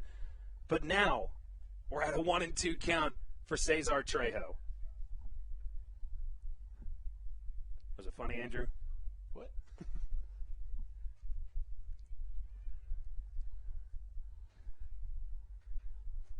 A 1-2 count to the left fielder. We saw Trejo make a spectacular catch up against that Dairy Queen Blizzard door over next to our manual scoreboard. Ended up saving, I believe it was 2 runs at the time, and would have put us at a tie game at 2 apiece late in the game. As with him and Ruby Silva and David Harris in the outfield, Trejo fouls off a curveball in the dirt. Count stays at 1-2 strikes.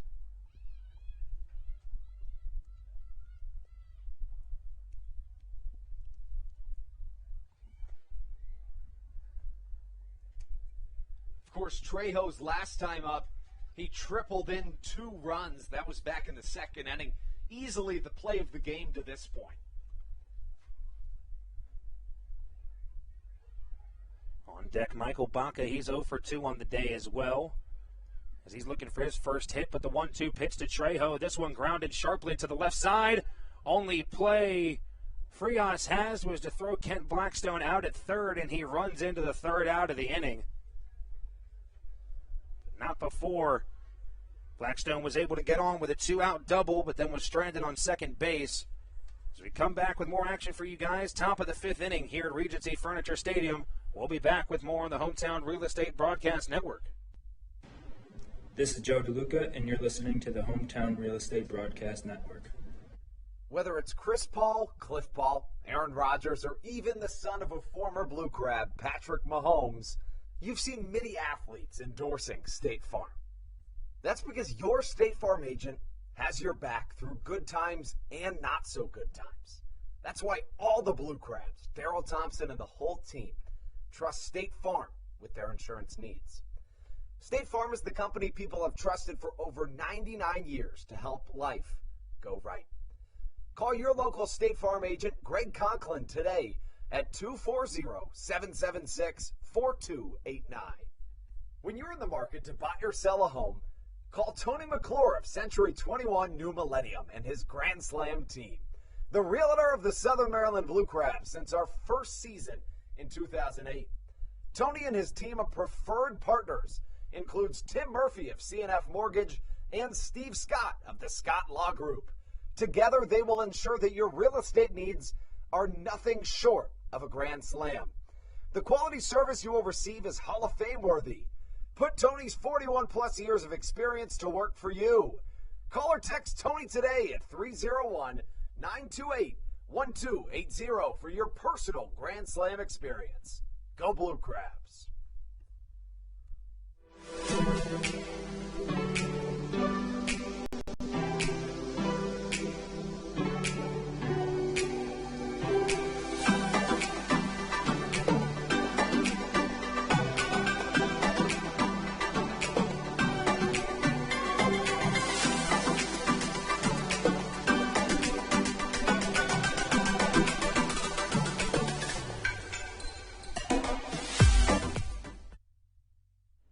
This is Joe DeLuca, and you're listening to the Hometown Real Estate Broadcast Network.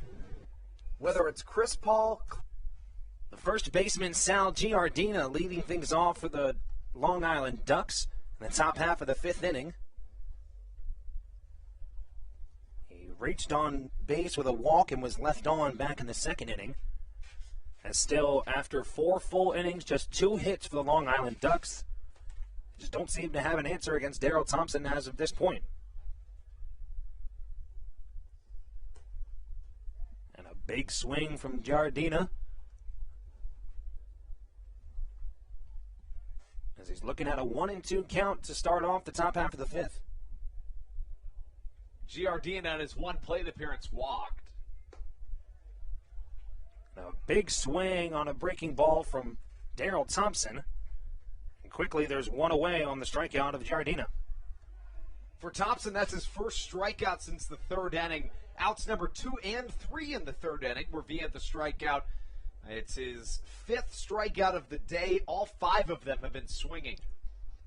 5 strikeouts in just 5 1/3 innings is pretty solid for Daryl Thompson. As we said, he's not a big strikeout guy. He averages probably about, what would you say, maybe 7, 8 strikeouts a game, around that number? So I would say he averages maybe 4 or 5. His high this year is 8 strikeouts. Correct. Outside of that, his high is 5 strikeouts in a game. So he's tied that.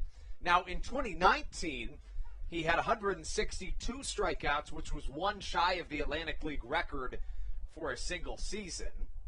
That was a big reason in his receiving of the Atlantic League Pitcher of the Year nod. As a breaking ball comes way inside on Jesse Berardi, that one bounces. Looked like it hit him off of the foot, but that one just bounces away from him. The count runs even at 1-1. I was basically every day in 2019 calculating how many starts Thompson might have left and how many strikeouts he was on track for. And about every start, it would change between hovering around that 163 mark that would have set the record. Just 1 strikeout shy. Obviously, you have to be thinking about that at times, but Daryl Thompson doesn't think about that kind of stuff. Yeah, he doesn't think about that. He goes out there, and he just likes to play baseball. He just goes out there and throws it. I genuinely think that I cared about it more than he did. And that's not saying that he doesn't care. It's saying that he's just a team-first guy. He doesn't care. He literally, it sounds like a figure of speech, but he just cares about his team winning. He once said that he didn't even know he had all these historical nods in 2019 until about 3/4 of the way through the season. You know, if I was here in 2019, I love stats like that. I love guys breaking records, of course. I think I would have been way more obsessed with it, just as you. There's a ground ball over to Kent Blackstone. Easily fielded and thrown over to Crosby for out number 2 as Daryl Thompson has gone 1-2 in this inning.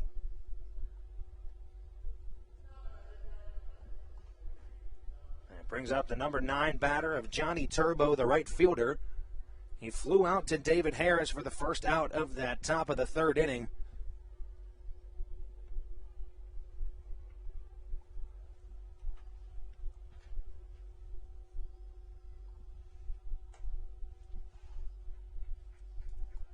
And the first pitch he sees from Turbo. In there for strike 1 as he starts with an 0-1 count. That one lined right back up the middle. Looked like it caught a piece of Daryl Thompson's hand. Got to make a quick play as Kent Blackstone, and he does. The speedy Johnny Turbo, not fast enough for the quick hands of Kent Blackstone, as he's able to throw that one. Looked like it was a little submarine type of throw over to first base to make the out. And quick 1, 2, 3 go the Ducks as we head back in the bottom half of the 5th inning when we return with more action for you guys on the Hometown Real Estate Broadcast Network. American Radiology is the clear choice for all of your medical imaging needs. With locations in Charles and Calvert counties, they offer a full range of imaging services. Some of their latest innovations included 3D mammography and wide-open MRIs for our claustrophobic patients. For your convenience, they even offer extended weekday hours and Saturdays. For more information or to schedule an appointment, visit their website at AmericanRadiology.com. 2020 was a year unlike any other for everybody. Quickly, the Southern Maryland Blue Crabs came to the realization that baseball must take a backseat to humanity. Immediately, the Blue Crab staff and all of Crustacean Nation teamed together to provide COVID-19 tests and eventually vaccinations. Southern Maryland's hometown team also hosted food drives, blood drives, backpack drives, toy drives, and so much more, all to help their community. The Blue Crabs couldn't be more thankful to the healthcare heroes that have gotten us to this point and helped our community so much throughout the COVID-19 pandemic. That's why this season is dedicated to our healthcare heroes. Each Saturday night, we will have a healthcare hero, a local healthcare professional, throw out the first pitch of the game and be honored.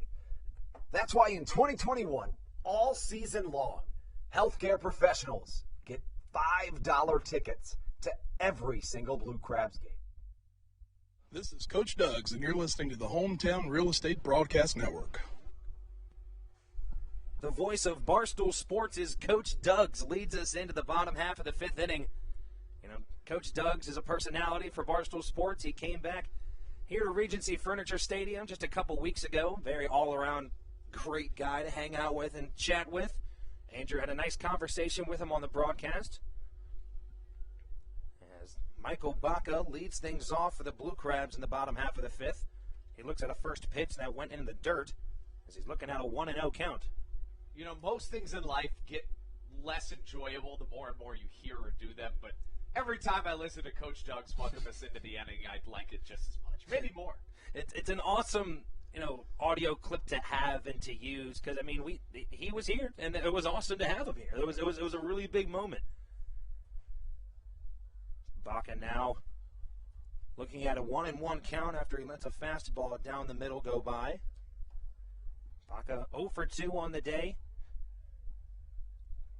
Popped out to Romero over at third back in the first inning, and then flew out to the right fielder Johnny Turbo back in the second.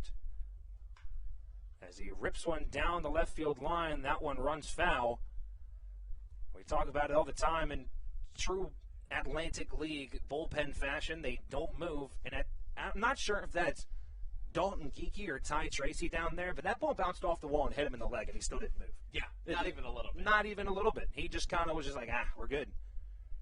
But now a 1-2 count to the shortstop Baca. Sees another one in the dirt as the count runs even at 2 balls and 2 strikes.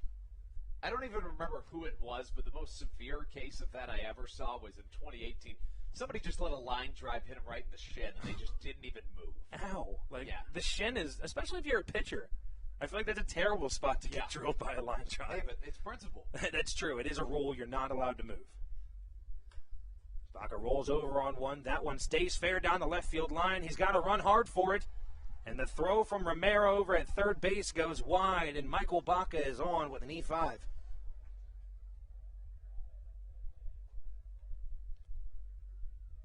With Baca's speed heading down the base path, it looked like he might have legged that one out anyways. But I'm not sure Romero realized that ball was going to be fair as that one just teetered over the line down to third base. And brings up the power-hitting center fielder of Ruby Silva. Silva the other day just a double shy of the cycle. Had a home run, a triple, and 2 singles, and scored a franchise record 7 RBIs in their game on Sunday. And man, this guy just can't stop hitting the ball. He's been on an unbelievable tear. 0 for 2 today, but that is likely to change. As the first pitch he sees from Feldman is going to be a fastball high and out of the zone for ball 1. Silva struck out in the first and then grounded out to Lombardozzi in second base.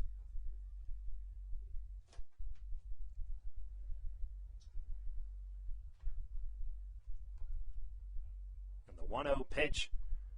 Ruby checked his swing, but that pitch came a little bit too far inside and ended up getting a piece of the bat for a foul ball as the count runs even at 1-1. And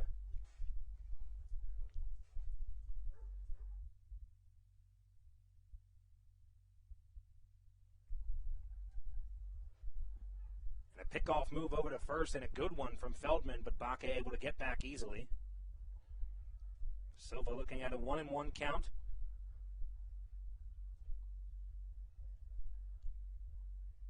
Andrew, with this 3-0 lead, about halfway through the game here, do you think Michael Baca tries to take second base in this situation. It wouldn't surprise me in a very similar situation yesterday. We saw him do just that, and it ended up being a monumental play in the game. It was in the fifth. He was at first with one down. He stole second and later scored.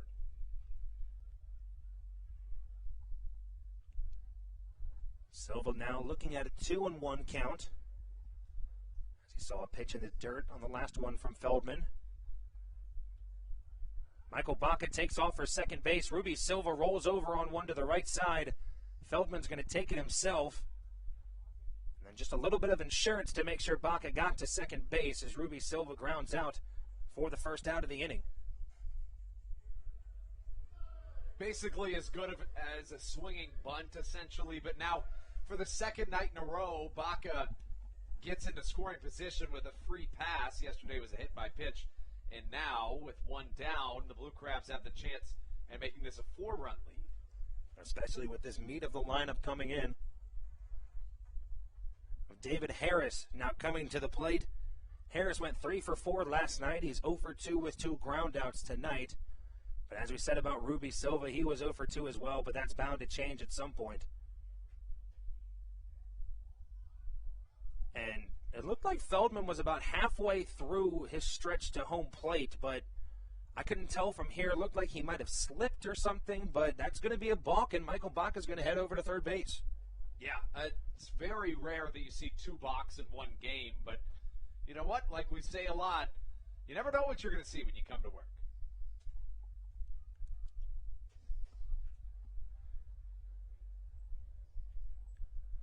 Michael Baca at third base, the Long Island infield playing in. First pitch slider from Feldman, that one in the inside part of the zone.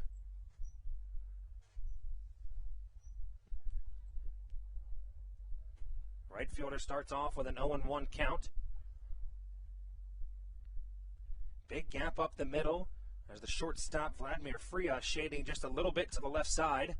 As that one's popped up over to the right side, and that one's going to carry out and foul. Now Harris starts with an 0-2 count with 1 away.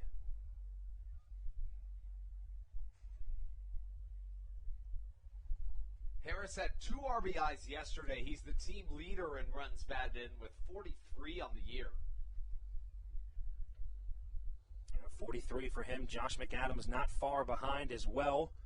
He said that meat of the lineup, if you're able to get through that without letting up a run as an opposing pitcher, you're doing a pretty solid job.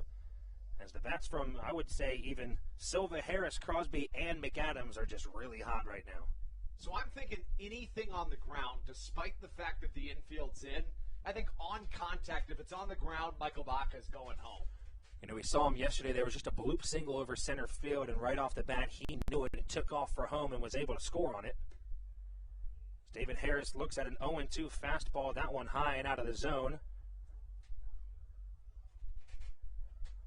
You guys can hear some more dogs barking in the stands. As we said, it's Wagon Wednesday here at Regency Furniture Stadium. Come on out, bring your dog to the ballpark. The 1-2 pitch. Fastball high and outside. Harris looking at a 2-2 count. And if you can't bring your dog, we'd ask that you post a picture of it in the comments if you're on Facebook. I don't know that you can do that on YouTube, but you can certainly do it on Facebook. Just comment on any of our posts on Facebook. I just want to see pictures of people's dogs. Same. It's awesome. A breaking ball in dirt. Michael Baca takes off for home, and there's the aggressive speed. There's the aggressiveness on the base pass by Michael Baca. As soon as he saw that ball was in the dirt, he immediately took off for the plate. An absolutely fantastic dirt ball read after he was essentially given 3 free bases. And that's the crazy thing about it. It didn't even get that far away from Hector Sanchez, so much so that Sanchez kind of froze for a second when he saw Baca coming home. But that's textbook small ball. He gets on an error, advances to second on a ground out. A balk gets him to third, and then to get home, a pass ball. I mean, hey, I said it earlier. Whatever works to get you on the board, and you'll take it. It goes down as a wild pitch, I'm being informed, nonetheless. Now Harris with full count on him now. Fouls away that fastball to stay alive. Anytime Darryl Thompson is heading into the 6th inning with a 4-0 lead, it's a good night here in Southern Maryland.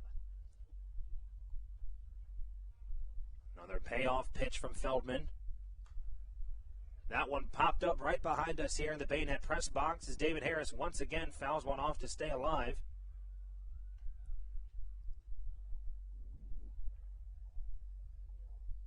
As we said, Harris 0 for 2 on the day so far with a pair of ground outs to Vladimir Frias.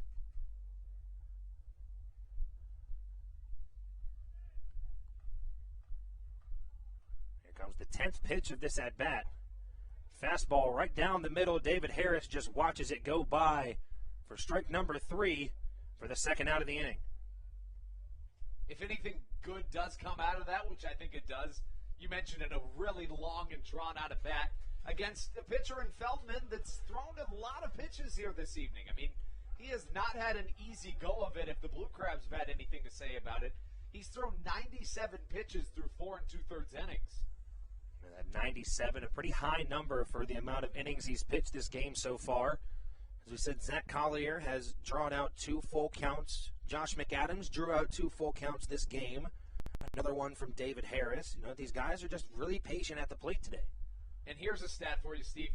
Feldman's only walked 2 batters today, but of the now 98 pitches he's thrown, 38 of them have been outside the strike zone. So there's been a lot of long and drawn-out counts. Now the 1-0 pitch to the first baseman, Alex Crosby. Looked to be a changeup, but that one tails a little bit too far out of the zone. The count runs to 2 balls and no strikes. Crosby 2 for 2 today, 4 for 4 so far in the series.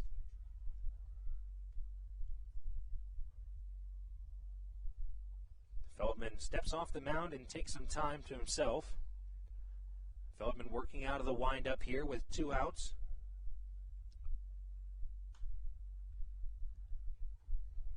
2-0 fastball. Crosby fouls off over to the left side of the concourse as the count runs to 2-1. Crosby 2 for 2 on the day. You said he has yet to get out in this homestand. He's currently 4 for 4. As he has 2 singles. Led off the second inning with a single as that one's roped to the right side. But Johnny Turbo puts it into third gear as we see that speed from the right fielder able to come in and make that play for the third out of the inning. But not before Michael Baca reaches on an error, moves over on a ground ball from Ruby Silva, is balked to third base, and then reaches on a wild pitch to come in to score. Now the Blue Crabs have themselves a 4-0 lead heading into the top half of the 6th inning when we return with more action for you guys on the Hometown Real Estate Broadcast Network. This is Daryl Thompson, and you're listening to the Hometown Real Estate Broadcast Network.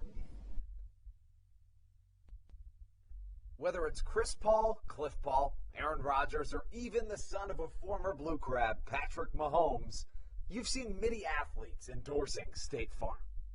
That's because your State Farm agent has your back through good times and not so good times. That's why all the Blue Crabs, Daryl Thompson and the whole team, trust State Farm with their insurance needs. State Farm is the company people have trusted for over 99 years to help life go right. Call your local State Farm agent, Greg Conklin, today at 240-776-4289.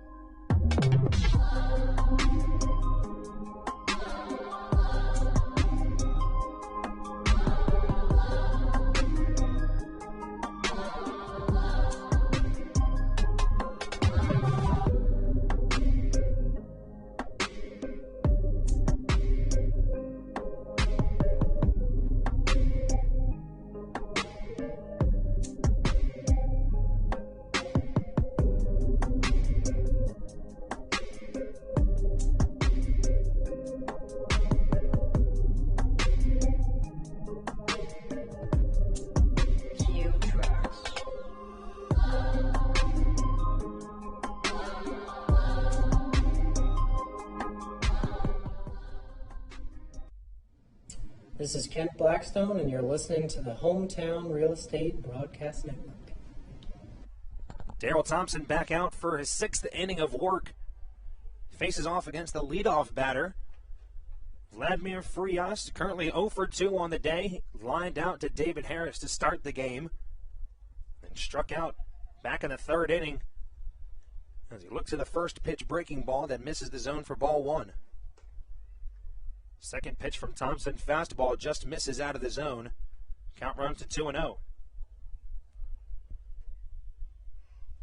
Daryl Thompson quickly getting back on that mound again. As that one sent high and deep out to center field. Looks to be no problem for Ruby Silva as he camps under at about 20 feet away from that warning track for out number 1.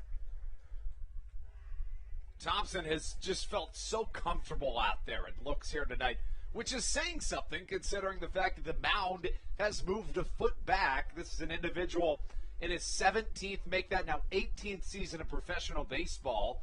And, you know, considering the fact that he's been doing this for a long time, making that adjustment is no small task, Steve. You know, I was fully expecting, maybe not necessarily with Thompson, as Steve Lombardozzi sends one out into right field. David Harris lays out but unable to make the play. But a very dangerous diving attempt from Harris, as the speed from Lombardozzi, if that ball were to go by him, would surely be a triple, maybe even an inside the park home run. But first pitch swinging is the second baseman for his first hit of the game.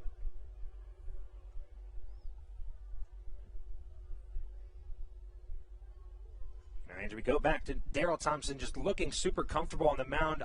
Maybe not from Thompson because he's normally so good with control, but I figured we would see maybe more walks. I don't know what I expected to see in this game, but so far it looks fairly normal. And from both sides as well. You know, Feldman's thrown a couple more balls out of the zone, but only 2 walks. As the first pitch, Lou Ford sees this was one popped up. Joe DeLuca looking for it. Able to corral that one in. After getting Vladimir Frias to fly out off 2 pitches. A first pitch base hit and a first pitch pop out from Daryl Thompson, as we now have 2 away here in the top half of the 6th. Brings up the third baseman of Davidson Romero. Romero also 0 for 2 on the day. Flew out to the left fielder Cesar Trejo to end the first inning, and then popped out to Josh McAdams back in the 4th. Thompson's only allowed 3 hits here today, 2 of them to Lou Ford. So the longest 2 Atlantic League tenured veterans have been battling it out today. Thompson got the better of him this time. Pickoff move over to first, and a really good one from Thompson, but Lombardozzi back easily. As immediately Lombardozzi takes another aggressive lead off of first base. We said it earlier, he's got speed. Would not be surprised to see him try to steal second here. A first pitch fastball from Thompson. Romero just looks at it for strike number 1. We've seen a couple of balks so far today, the first 2 of Brendan Feldman's season. I found out something interesting last night. I was watching, I believe it was the Arizona Diamondbacks game. I saw it online. As Romero sends one out into shallow center field, Silva able to capture that one in his glove for the 3rd out of the inning. But a balk was called on the catcher, and I didn't even know that was possible. The ball was getting past him, and he used his face mask to stop the ball. I did see that. It's considered a balk. I didn't know that. I did not know that rule either. Honestly, it makes sense when you think about it, but I don't think I've ever thought of a situation where a catcher would just use his mask to try to grab the ball. I'm assuming, is that the same thing if a player were to use his hat to try to get the ball? It's a good question. I don't know if that would just be like a base error at that point, or like a base given to someone, but hey, we'll just have to figure that out. We'll be back with more action for you guys in the bottom half of the 6th. Josh McAdams leading it off here for your Southern Maryland Blue Crabs when we return on the Hometown Real Estate Broadcast Network. This is Josh McAdams, and you're listening to the Hometown Real Estate Broadcast Network. Did you know that the Washington, D.C. metro area is the 5th most expensive place to live in the entire United States of America? Sometimes finding affordable housing in this area can feel impossible. If you're struggling to find affordable housing, look no further than the Villages of St. Charles by Ross Properties. You can visit them online at villagesatstcharles.com for more information today. Villages of St. Charles, they'll have you safe at home.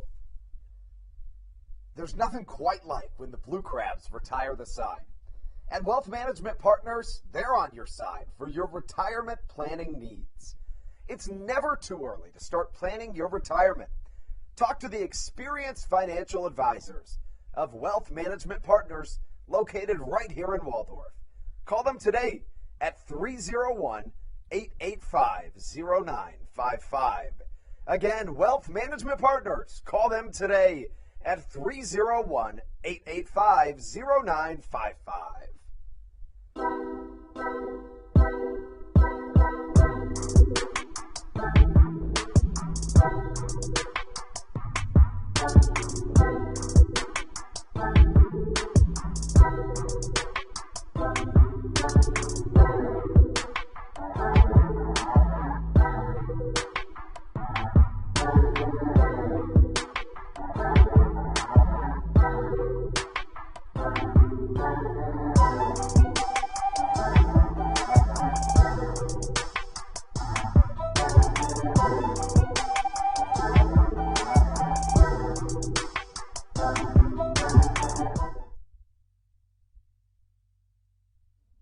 This is Kent Blackstone, and you're listening to the Hometown Real Estate Broadcast Network. A new pitcher on the mound for the Long Island Ducks in the form of Hunter Caudell. Caudell just 2 appearances and 2 innings for him this season. He's given up 2 hits, no runs, no home runs, no walks, and 2 strikeouts. He's only faced 7 total batters in his 2 innings of work. Looks to be kind of an Andres Briseño type player where he comes in just for an inning or 2, kind of in a setup role, but in this case he's coming in relief to go up against Josh McAdams. And a big swing from McAdams as he fouls that one off to the right side. Quickly he is in an 0-2 hole. Hunter Caudell is he's making his professional debut this season after playing in the MLB Draft League here in this past summer. Of course, we know that's a brand new league that the MLB brought in to take place of some teams that are no longer affiliated. But as you said it, he's been pretty good over his first 2 appearances professionally. But we'll see what he can do here tonight. He has a tall task in front of him against the heart of the Blue Crabs order. The 1-2 pitch, big swing from Josh McAdams as he swings away. He goes down on strikes to start the bottom half of the 6th inning. That brings up the designated hitter of Zach Collier. Collier, we saw him in the center field in that 3-hole position right before he got injured back on July 3rd against Long Island. Yesterday, he had his first start since the injury. He was, he went 1 for 3 with a big triple last night. It was the first pitch he sees, low and in the dirt for ball 1.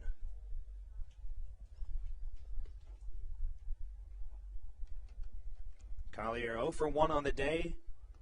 Walked and then came around to score back in the 2nd and then flew out to the left fielder Berardi back in the 4th inning. As he looked at a high and away fastball as his count runs to 2-0. In each of Collier's first 2 plate appearances tonight, he's worked a full count. In the first, he walked. In the most recent, he flew out to the right fielder, Johnny Turbo. We see some more patience at the plate as quickly he looks at a 3-0 count.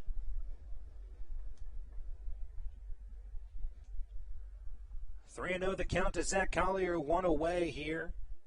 In the bottom half of the 6th inning, Blue Crabs holding a 4-0 lead. And Zach Collier is going to walk on 4 pitches to put a runner on with 1 out.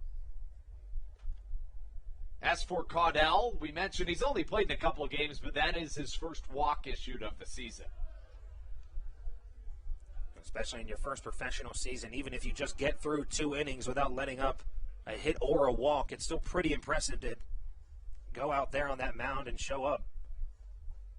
Especially in a league like the Atlantic League. I mean, it's really difficult to play against a high level of competition here in the Atlantic League. You're only going to see 4 or 5 guys in the entire league that have never played professionally, and that number's much higher this year than years before. Generally, it would be rare to see anybody with that professional experience. First pitch to the catcher, Joe DeLuca. That one is ripped foul down the right field line as he starts with an 0-1 count. And my best guess is the reason for the additional members of this league that are straight out of college is just because we had a gap year last year. A lot of guys that would have probably continued to play, they had a year off, and they probably transitioned into a new way of life, and, things happen. 0-1 pitch to DeLuca. Looked like he wanted to check his swing there, but that ball catches, honestly, a solid amount of that barrel as it's sent over to the Blue Crabs dugout. Now DeLuca looking at an 0-2 count with one away. DeLuca 0-for-1, struck out in the fourth and had a sacrifice fly to bring in Alex Crosby back in the second inning to start off the scoring for the Blue Crabs. As he looks at an 0-2 fastball, this one tails out of the zone as the count runs to 1-2.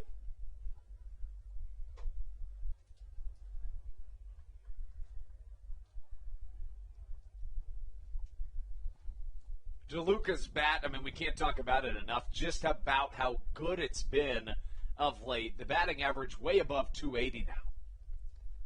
A pickoff move over to first. Collier has to dive back pretty far as he had a pretty aggressive lead over there at first base, but he's back in there easily. Collier does have 4 stolen bases on the season. He's only played in about 40 games, so 1 in every 10 games isn't bad by any means. It shows he has good speed. He's just not necessarily one of those guys that's just going to go all the time, like maybe Darian Sanford or Johnny Turbo. The 1-2 pitch to DeLuca. Fastball high and outside. Count runs even at 2 balls and 2 strikes. I was looking at it earlier. Darian Sanford has 37 stolen bases on the season. That is just remarkable. You can't stop him from running. You can't. You can only try. The second place one is Boog Powell from Gastonia with 18. Right. It's unbelievable. He has 19 more stolen bases, and Darian Sanford is an absolute threat on the base paths. Another pickoff move over to first base. Collier back easily once again. And the other piece to that is that Sanford's only been caught stealing 8 times this year. So, it's hard to steal bases. It's not easy, especially he's creeping into his mid-30s. The guy is just a stolen base machine. 2-2 the count to Joe DeLuca. Rolls over on a breaking ball, but this one's bobbled by Sal Giardina over at first base. And they're going to call Joe DeLuca safe at first. And that was the right call. I had the perfect vantage point for that. His foot was not even close to the bag. And I wouldn't be surprised if the Long Island staff argues that call, because from about any other angle, it looked like that was a blown call, but it was a really good call by the ump. He was at least a foot off the bag. Yeah, the throw made it to first base well ahead of Joe DeLuca, maybe even a step and a half or so, but way to stick with it, DeLuca. As Caudell unable to get his foot on the bag, and now the Blue Crabs have 2 runners on. Goes down as an error on the first baseman. Just a chopper over to Giardina over at first, is unable to to field that one cleanly. That brings up Kent Blackstone. Turned a bloop single into a double in his last at-bat back in the 4th inning, and then lined out to the right fielder Johnny Turbo back in the 2nd inning. First pitch Blackstone sees, breaking ball. That one gets just the outer part of the strike zone. He's looking at an 0-1 count.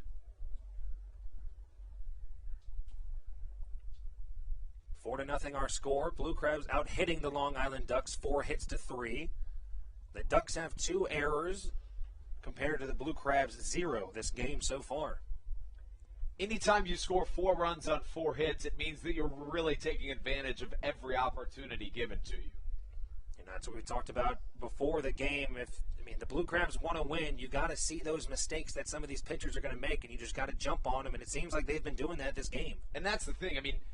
No matter what game of baseball you're playing, you'll be hard-pressed to find an instance in which there isn't at least a couple mistakes that you can take advantage of.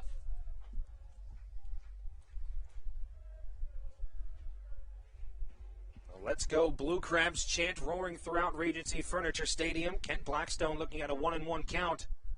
Big swing from Blackstone. To be a 1-2 count to Blackstone as he swings away on a breaking ball in the dirt for strike 3.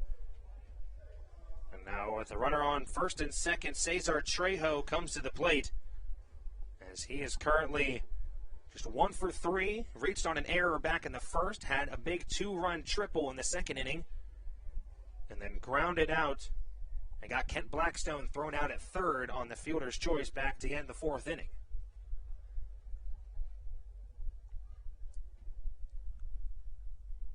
First pitch to Trejo. This one's a breaking ball, but that one stays up in the zone for ball 1. Trejo has been an incredible addition to this team. I mean, you look at the 1 and 3 batters in this lineup for Southern Maryland. Both of them were acquired via the trade in the last 3 weeks. Two very, very solid trades. They both have secured those outfield spots in left and center field. Trejo looks at a 1-0 fastball down the middle for strike 1.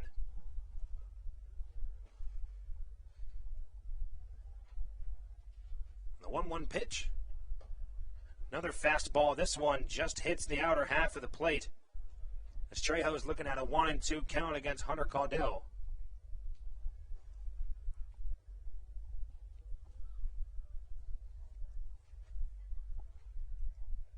Caudell, a 6'7" right-hander from Gainesville, Georgia. Last played for Williamsport in that MLB draft league, as we said earlier. Trejo grounds one over to the shortstop, Frias. He just throws it over to Lombardozzi over at second base for the 3rd out of the inning. The Blue Crabs leave 2 runners on in the bottom half of the 6th as they still hold a 4-0 lead. It looks like we're going to see Daryl Thompson once again out on the mound when we return with more action for you guys on the Hometown Real Estate Broadcast Network. Hey Blue Crabs fans, make sure to visit the All-American Steakhouse and Sports Theater at 35 St. Patrick's Drive, right here in Waldorf, for some great food with great friends. Their steaks are fresh, hand-cut, in-house daily, as well as many other fresh seafood, chicken, and beef options. They offer outdoor and indoor dining, available each and every day, along with the same great menu to go if you would like. Please visit them online at www.theallamericansteakhouse.com. That's www.theallamericansteakhouse.com. You can also visit them on Facebook or Instagram. They have daily specials that you just can't pass up. Thank you, Blue Crabs fans. All Pawn is Southern Maryland's premier pawn shop and is the official pawn shop of the Southern Maryland Blue Crabs. Stop by and say hello today.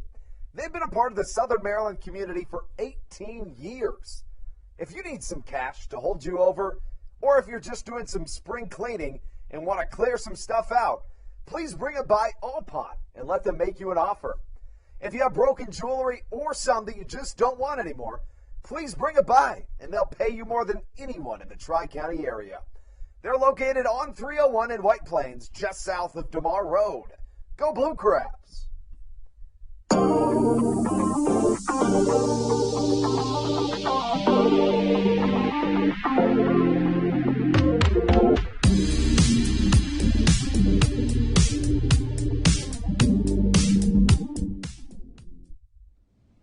This is Patrick Baker, and you're listening to the Hometown Real Estate Broadcast Network. We welcome you into the final third of the first game of the second half of this 2021 season. Andrew Vanstra joined by Stevie Bowen and our producer Kevin Mitchell as Daryl Thompson retakes the mound here in the top of the 7th. First pitch that he issues will miss just a touchdown low. Comes to Ramon Flores, the MLB veteran, to this point in the game, 0 for 2 with a strikeout and a flyout. The count evens at a ball and a strike as Daryl Thompson, in a vintage performance, putting the team on his shoulders as the Blue Crabs lead 4-0 here in the top of the 7th. 2 strikes the count. The numbers for Thompson to this point: he's pitched 6 innings, allowing just 3 hits, has walked 1 batter while striking out 5. Came into this game leading the Atlantic League in innings pitched, ERA, and complete games. Top 6 in the Atlantic League in strikeouts, whip, and wins. Thompson facing off against Ramon Flores here. The right-hander on his way. Fastball chopped in between the legs of the MLB veteran.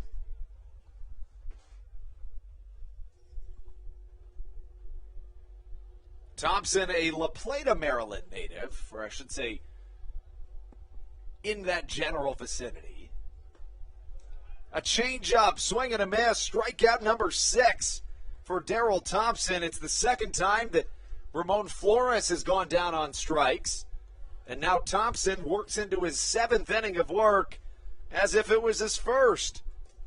Of course, we know Darryl has a rubber arm. That has been said time and time again. But, I mean, he is just unbelievable out there on the mound, especially considering the fact that the mound moved back 1 foot tonight. It's at 61 feet 6 inches, and Thompson's making it look like it just isn't.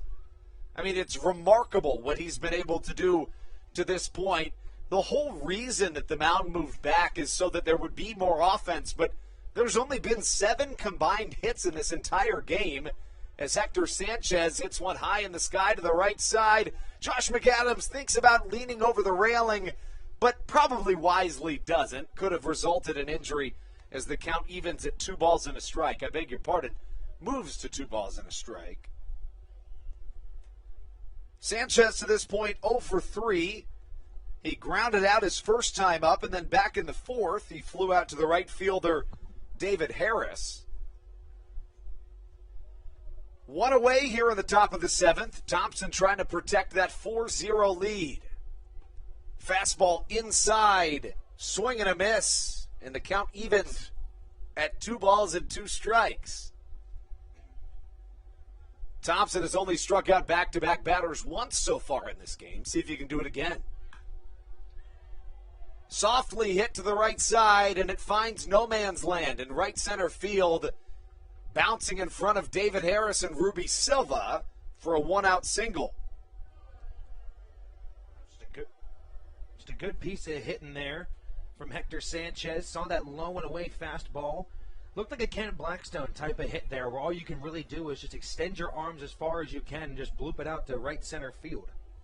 Yeah, we saw Blackstone do that earlier today, and he was even able to stretch it into a double. Sal Giardina comes to the plate. Giardina reached base back in the 2nd via the walk. It was just Thompson's 10th walk of the season in over now 75 innings pitched. Just remarkable stats that sound like we're saying them wrong. I mean, that's the mark of a truly incredible statistic when the listener probably thinks to themselves, that had to have been a mistake, yeah, right? That can't be the correct stat, but it is. It's unbelievable the stuff Darryl Thompson's able to do. Mind you, Thompson is on the verge of turning 36 years old. His birthday, August the 11th. Thompson born in La Plata, Maryland, August 11th, 1985. The count 0-2 to Sal Giardina. Fastball hit high in the sky to the right side. Should be playable for Blackstone in shallow right. He comes under it and catches above his head for out number 2. You can see Giardina visibly frustrated with the pop fly there. He's got a lot of power behind that bat, and he really just missed that ball. You can just see the frustration. Jesse Berardi comes to the plate. He's 0 for 2 tonight. He's grounded out twice. He grounded out to the shortstop, Baca, back in the 2nd. That was the 3rd out of the inning. And then grounded out to Blackstone in the 5th. First pitch he sees here in the 7th is a called strike on a big curveball from Darryl Thompson. Runner at first, Hector Sanchez. 2 away here in the top of the 7th inning. Number off the end of the bat. Thompson goes flailing off the mound.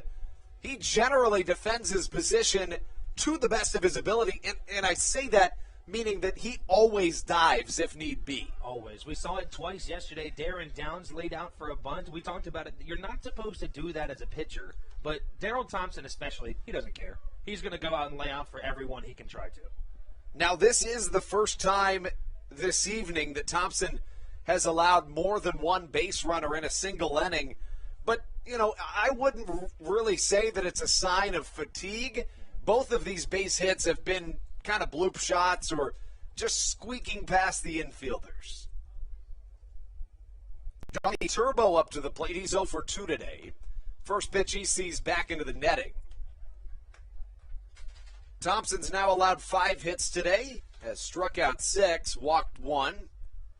6 2/3 innings pitched.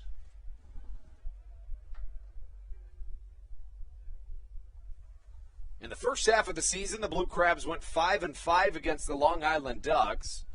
One of 2 teams in the Atlantic League with a 500 record or better against Long Island, as Johnny Turbo turns over a fastball and hits it to the left side foul.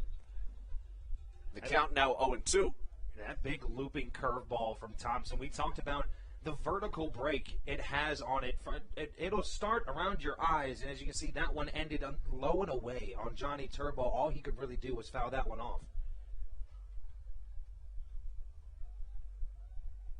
Thompson glove in front of the face. The pitch on its way. Hit to the right side. In comes David Harris. He's right there, catching for out number 3. And Darryl Thompson has just been on a roll this evening. As advertised, has been the reigning Atlantic League Pitcher of the Year and the most recent Atlantic League Pitcher of the Month. Through 7 innings of work, he is scoreless. When we come back, it's Michael Baca, Ruby Silva, and David Harris right here on the Hometown Real Estate Broadcast Network. This is Sam Burton, and you're listening to the Hometown Real Estate Broadcast Network.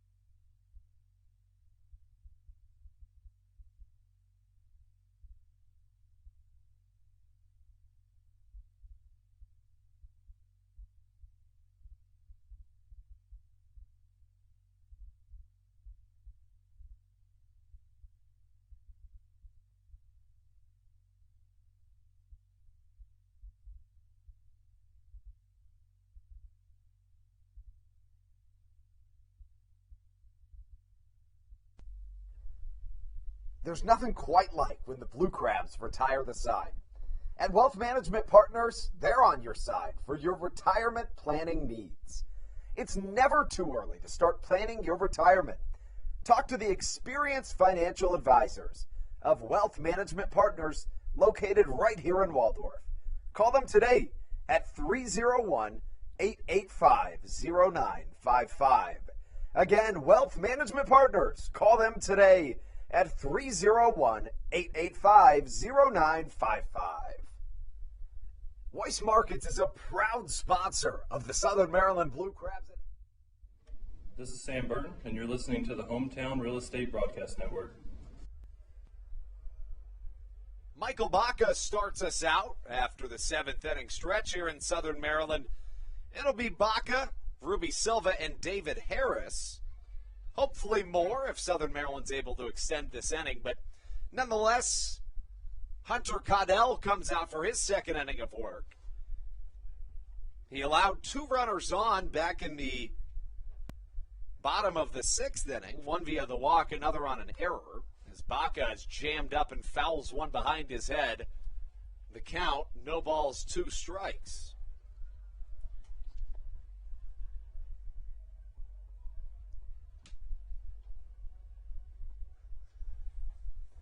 Baca awaiting the 0-2 pitch from Hunter Caudell. Here comes the right-hander. Fastball drilled foul. And Bronson Butcher's able to stop it. You know, I got a video of Bronson Butcher yesterday taking BP with the team. He was taking ground balls at third, and he kept trying to get a ground ball and kick it up to himself. As soon as I pulled the camera out, did it first try. Really? Did it first try. A ball and 2 strikes that count. Caudell had pitched in 2 games, accumulating 2 innings of work to this point. Finds himself in his deepest professional appearance, but for a guy that started 4 years in college, it's probably not that tall of a task for the right-hander. The count, 2 balls, 2 strikes to Baca. The pitch, just a touch low as the count works full. And, you know, if you're the Ducks, you certainly don't want to let the leadoff guy on, especially if it's Michael Baca. He has been so shifty, especially of recent, on those base paths. The pitch from Caudell, fouled to the right side, should get out of play and does. As a cool night here in Southern Maryland continues. You know, that's the name of the game here this evening. It has been such a beautiful day for baseball, especially after such a hot summer that we saw to this point. I agree. Growing up in Southern Maryland, you've seen hot summers and then immediately 3 feet of snow the next season. You never really know what you're going to get down here, but you have those rare nights like this one where it's just a beautiful night for baseball.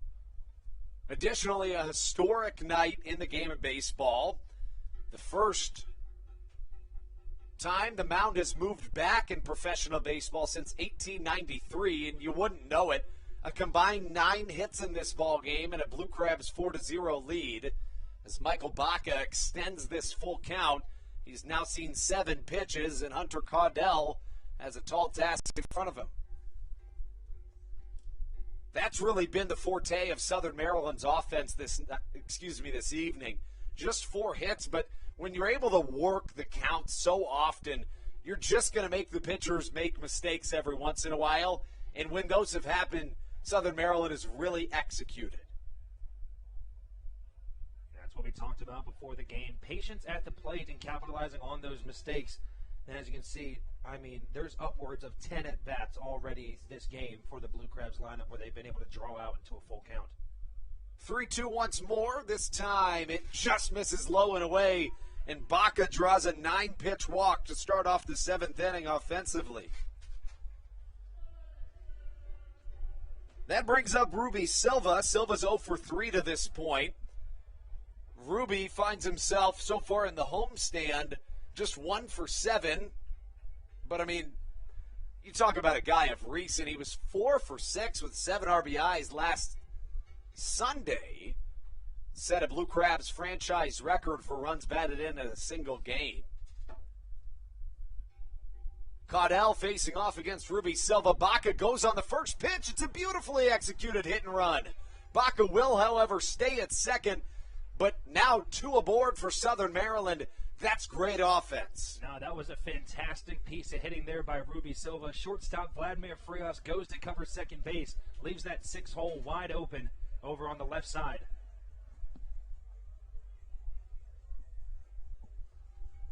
Now David Harris comes up to the plate. Harris, to this point in the game, 0 for 3. He grounded out to the shortstop twice, but he's a guy that yesterday was 3 for 4 with an RBI and a run scored.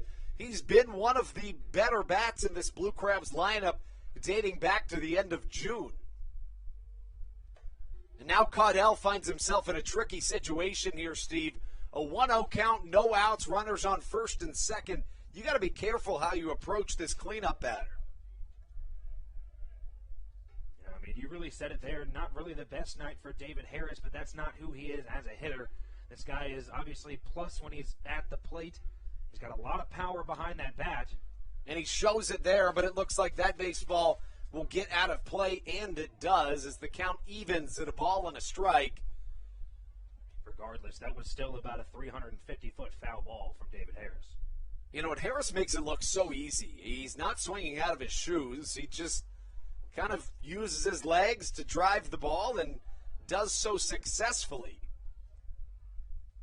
Where's number 14 on the back of the jersey? Hunter Caudell back out onto the mound. Runners on first and second. Here comes the pitch.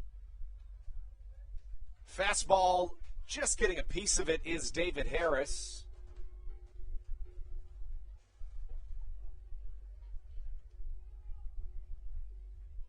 And the count, no balls and 2 strikes to David Harris.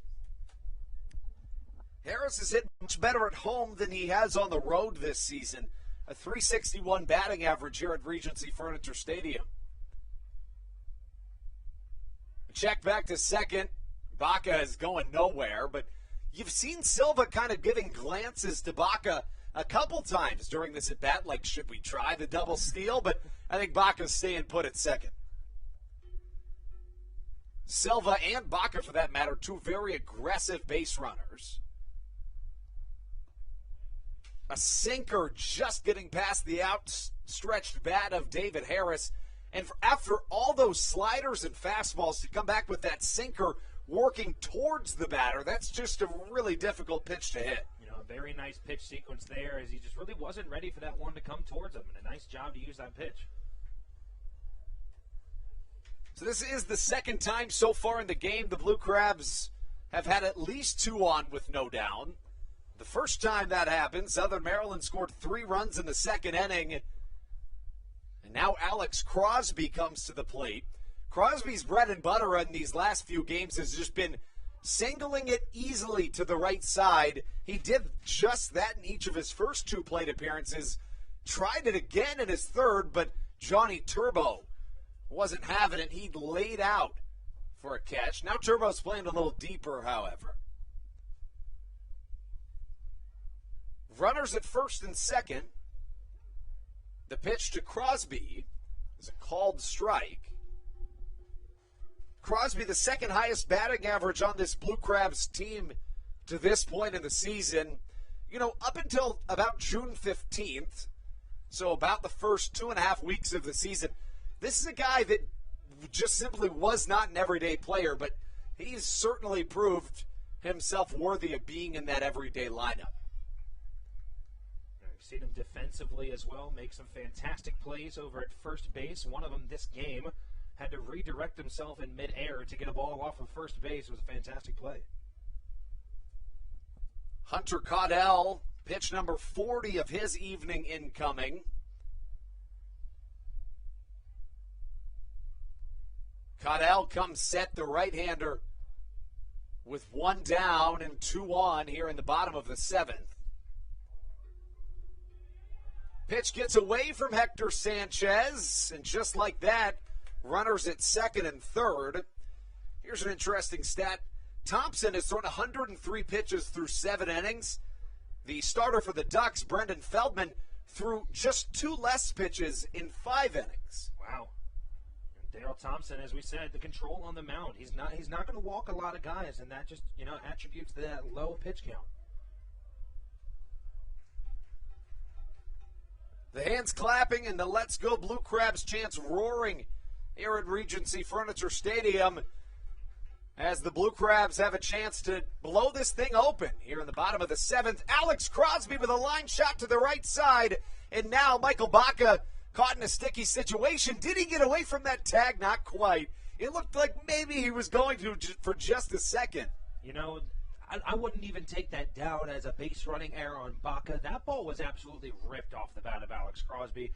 I think everyone in this stadium assumed that ball was going to get through. But it was just a nice play by Giardina at first just to be able to knock it down. Yeah, and I think it just came to a point where Ruby Silva made the right play by just going to third to make sure somebody was going to be at third base.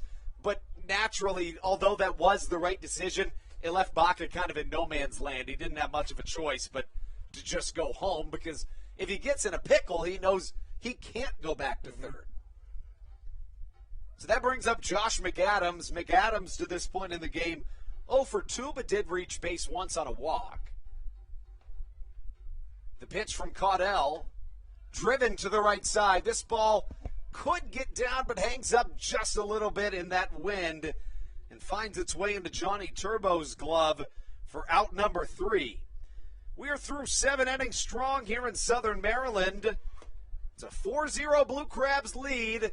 Daryl Thompson back out onto the mound when we return on the Hometown Real Estate Broadcast Network.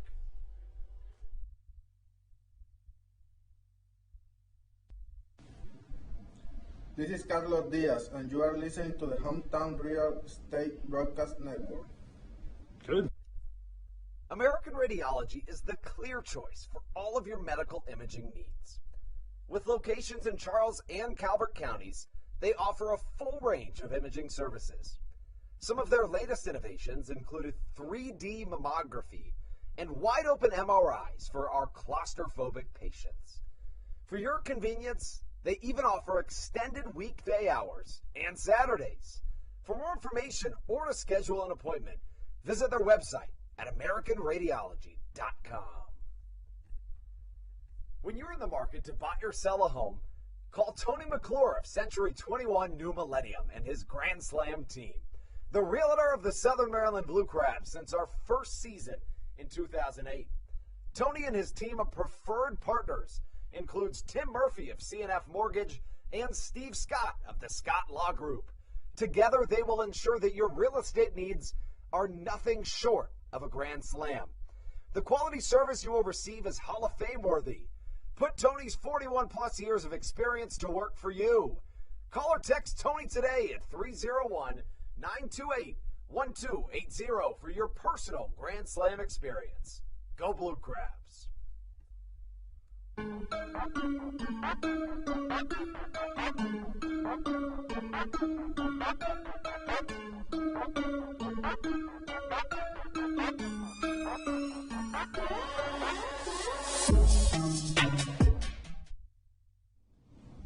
This is David Harris, and you're listening to the Hometown Real Estate Broadcast Network.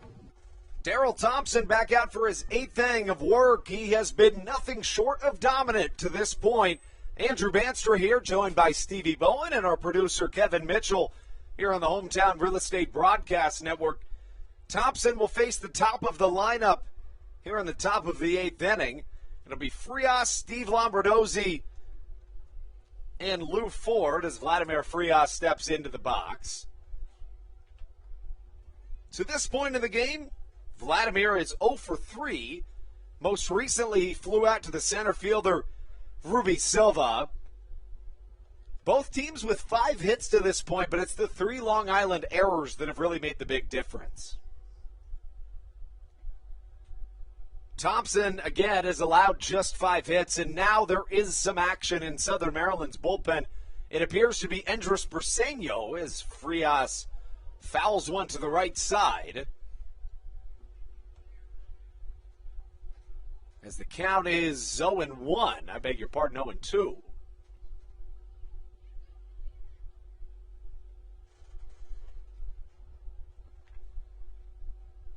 Frias wears number 1 on the back of his jersey. Pitch misses just outside, and the count, I beg your pardon, even at a ball and a strike. That's my mistake. Fastball in there for a called strike as Thompson works ahead in the count. Vladimir has struck out once so far this evening. As Thompson rocks back, fires, and forces a foul ball to the left side.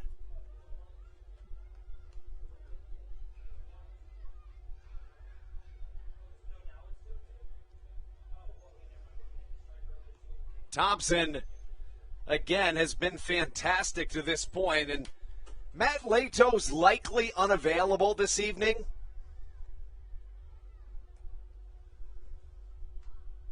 As a curveball misses just inside. Matt Leto's pitched the 9th inning last night.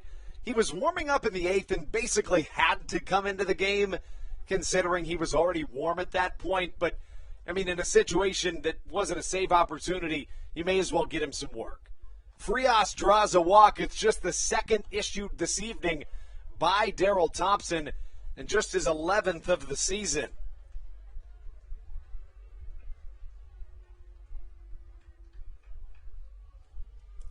As we talked about with Thompson before, it's pretty uncommon to see him to have even multiple, walks in a game from him.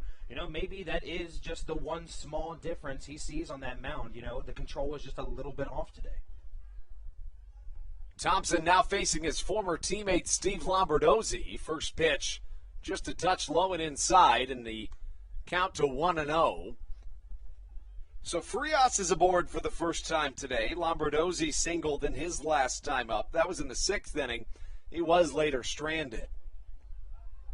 So far in this game for the Ducks, it looks like time was called before the pitch. Frias was clearly trying to steal second base, but nobody in this game for the Ducks has reached anything past second base. In fact, they've only done even that twice so far in this game. The first time was in the first inning. Lou Ford doubled with 2 away. Fastball high and away. And the count 2 balls, no strikes. Thompson trying to shake it off, as he generally does. I say generally, but I really should say always does. The 2-0 well struck to the right side, gets out of play, however, as Steve Lombardozzi steps back into the box.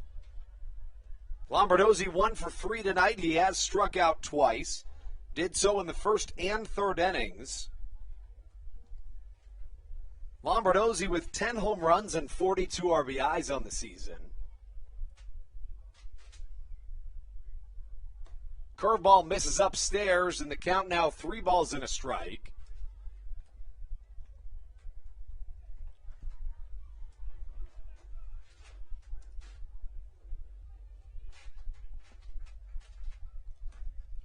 Lombardozzi with Ford on deck, should we need it.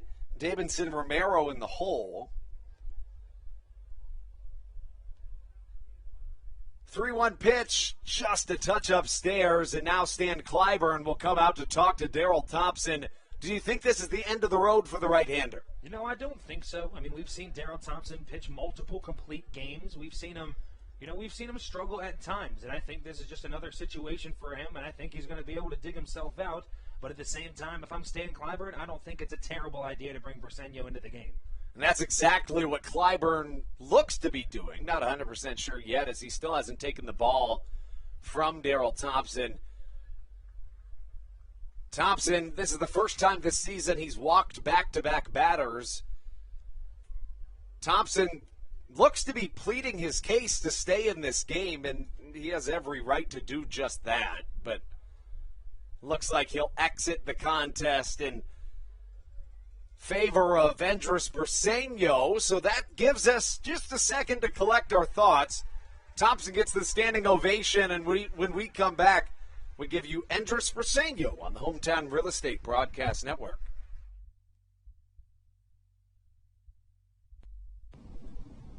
This is David Harris, and you're listening to the Hometown Real Estate Broadcast Network. American Radiology is the clear choice for all of your medical imaging needs. With locations in Charles and Calvert counties, they offer a full range of imaging services. Some of their latest innovations included 3D mammography and wide-open MRIs for our claustrophobic patients. For your convenience, they even offer extended weekday hours and Saturdays. For more information or to schedule an appointment, visit their website at AmericanRadiology.com. When you're in the market to buy or sell a home, call Tony McClure of Century 21 New Millennium and his Grand Slam team, the realtor of the Southern Maryland Blue Crabs since our first season in 2008. Tony and his team of preferred partners includes Tim Murphy of CNF Mortgage and Steve Scott of the Scott Law Group. Together, they will ensure that your real estate needs are nothing short of a grand slam. The quality service you will receive is Hall of Fame worthy. Put Tony's 41-plus years of experience to work for you. Call or text Tony today at 301-928-1280 for your personal Grand Slam experience. Go Blue Crabs.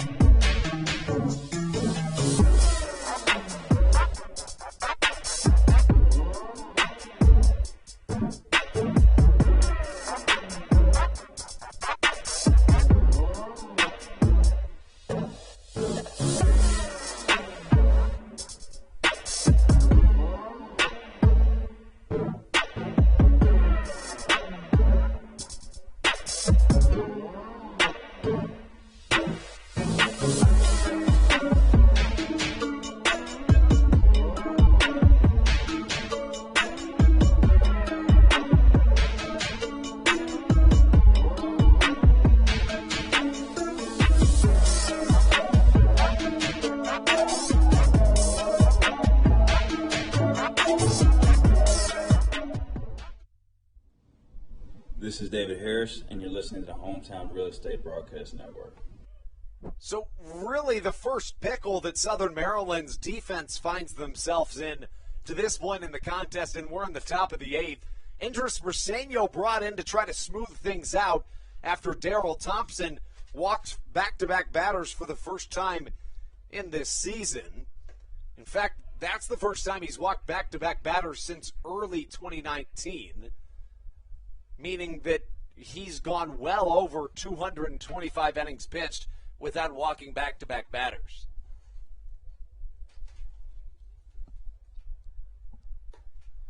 Fastball, swing and a miss, and we do have a pinch hitter here.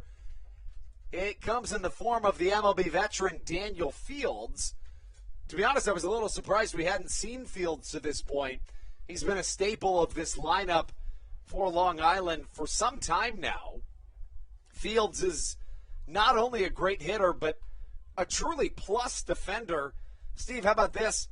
In 2019, he made SportsCenter top 10 plays as a member of the Long Island Ducks not once, but twice. How about that? One of them, he was robbing a home run against the High Point Rockers. That was on June 9th. And the next was on August the 21st against the Somerset Patriots. Field slaps one to the right side. It's right at David Harris, however. Vladimir Frias tags. He'll get to third, but runners on the corners with one down is a situation that you'll take and be perfectly happy with if you're Southern Maryland. Now one away after Lou Ford is out of this game due to the double hook rule. So we've seen both of the MLB rule changes in real play tonight. You know, the more and more I think about that double hook rule, I do like it, honestly. I think it's a solid idea. It's a great compromise between the National League, who has never had a designated hitter other than 2020, and, of course, the American League that has had a designated hitter since 1973. But, you know, I like the rule, personally. You know, I wouldn't mind either, just a straight-up DH. But if that's not the direction we're going, I would much rather be in a double hook situation as opposed to finding a situation in which you just have the pitchers hitting. I mean, pitchers might still hit in the double hook rule scenario. Line drive to the left side, right at Josh McAdams. He snags it out of thin air for out number 2. You can see quickly Andres Briseño doing what he's known to do. He comes into He comes into the game in tight situations like we saw earlier. And he's able to come away with 2 quick outs right after having runners on first and second with nobody out.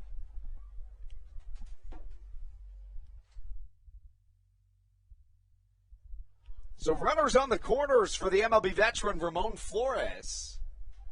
Flores, to this point in the game, 0 for 3 with a pair of strikeouts.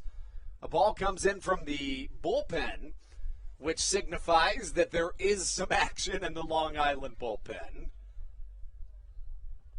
Despite it stopping the game, that is also really nice for us. Because from this angle, we can't see the Long Island bullpen. Right. So we don't know if there's actually someone warming up or not. So when we see one coming in, we're like, okay, cool.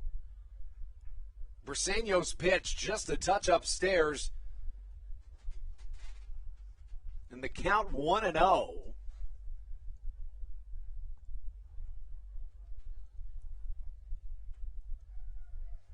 Flores, the MLB veteran, has played at the AAA level or at the MLB level in each of the last 4 seasons that he's played in. Make that 5 considering that he played in the AAA level already this season. Right on left match up the pitch. Jams up number 15 just a touch as the count evens at a ball and a strike.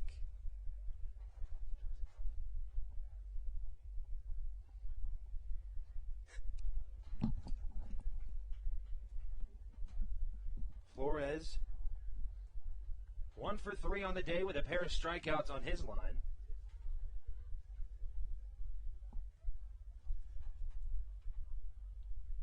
Make that 0 for 3 so far on the day. Now 0 for 4 as Andres Briseño defends his position well.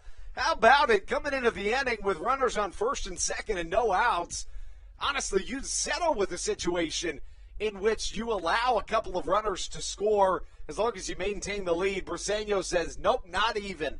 It's a 4-0 Blue Crabs lead as we take you into the bottom of the 8th on the Hometown Real Estate Broadcast Network. This is Joe DeLuca, and you're listening to the Hometown Real Estate Broadcast Network. Whether it's Chris Paul, Cliff Paul, Aaron Rodgers, or even the son of a former Blue Crab, Patrick Mahomes, you've seen many athletes endorsing State Farm. That's because your State Farm agent has your back through good times and not so good times. That's why all the Blue Crabs, Darryl Thompson and the whole team, trust State Farm with their insurance needs. State Farm is the company people have trusted for over 99 years to help life go right. Call your local State Farm agent, Greg Conklin, today at 240-776-4289. When you're in the market to buy or sell a home, call Tony McClure of Century 21 New Millennium and his Grand Slam team, the realtor of the Southern Maryland Blue Crabs since our first season in 2008. Tony and his team of preferred partners includes Tim Murphy of CNF Mortgage and Steve Scott of the Scott Law Group. Together, they will ensure that your real estate needs are nothing short of a grand slam. The quality service you will receive is Hall of Fame worthy. Put Tony's 41-plus years of experience to work for you. Call or text Tony today at 301-928-1280 for your personal Grand Slam experience. Go Blue Crabs.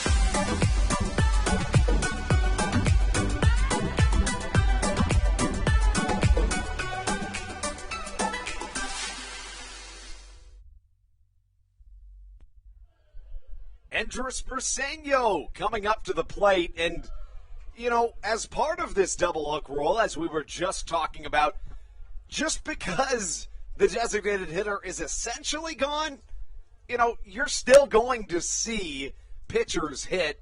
And Andres Briseño has had a fair amount of times at the plate this season. Briseño, so far this year, 0 for 1, but he's also drawn a walk. You know, comparatively, that is a lot, considering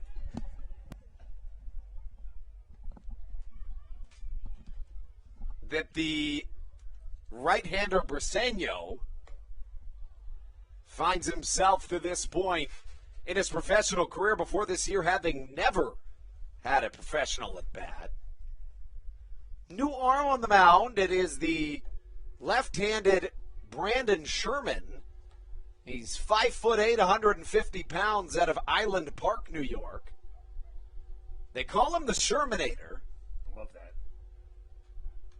Briseño making some contact now. I mean, you take things in stride, and Briseño certainly becoming a more passable hitter as the year goes on. You know, I don't want to try to overhype this at all, but I think if you made a little more contact, that ball's going at least 500 feet. That seems fair. 2-1 the count. I beg your pardon, 2-2 the count as a fastball is a called strike on the outside corner. As Joe DeLuca comes up to the plate. DeLuca, to this point in the game, he's 0 for 2. He reached base on an error in his most recent at-bat and then drove in a run on a sac fly back in the second inning. And for the second night in a row, we'll see DeLuca hitting from the right side, not something we see all that often. You know, we only saw it, I wouldn't say more than 4 or 5 at-bats just in that first half of the season here. We've already seen it twice in 2 days.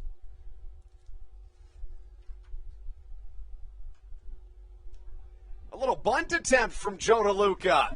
He tries to leg it out, but he's just shy. It was a bang-bang play, but DeLuca from the right side isn't able to make up the ground. And now 2 away here in the bottom of the 8th.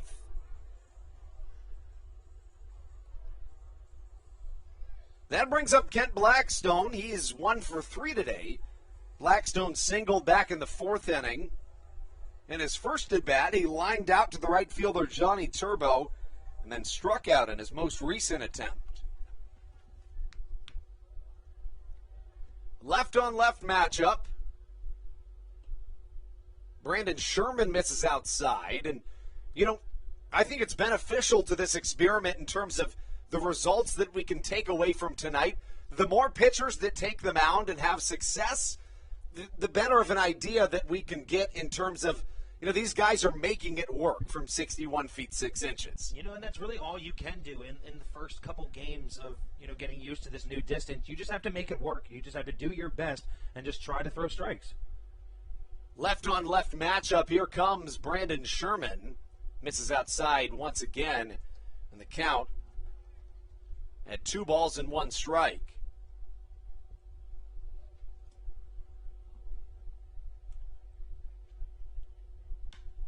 Blackstone gets a piece of one, sends it to the left center alley, but shouldn't be a problem for Ramon Flores, who grabs it for out number 3.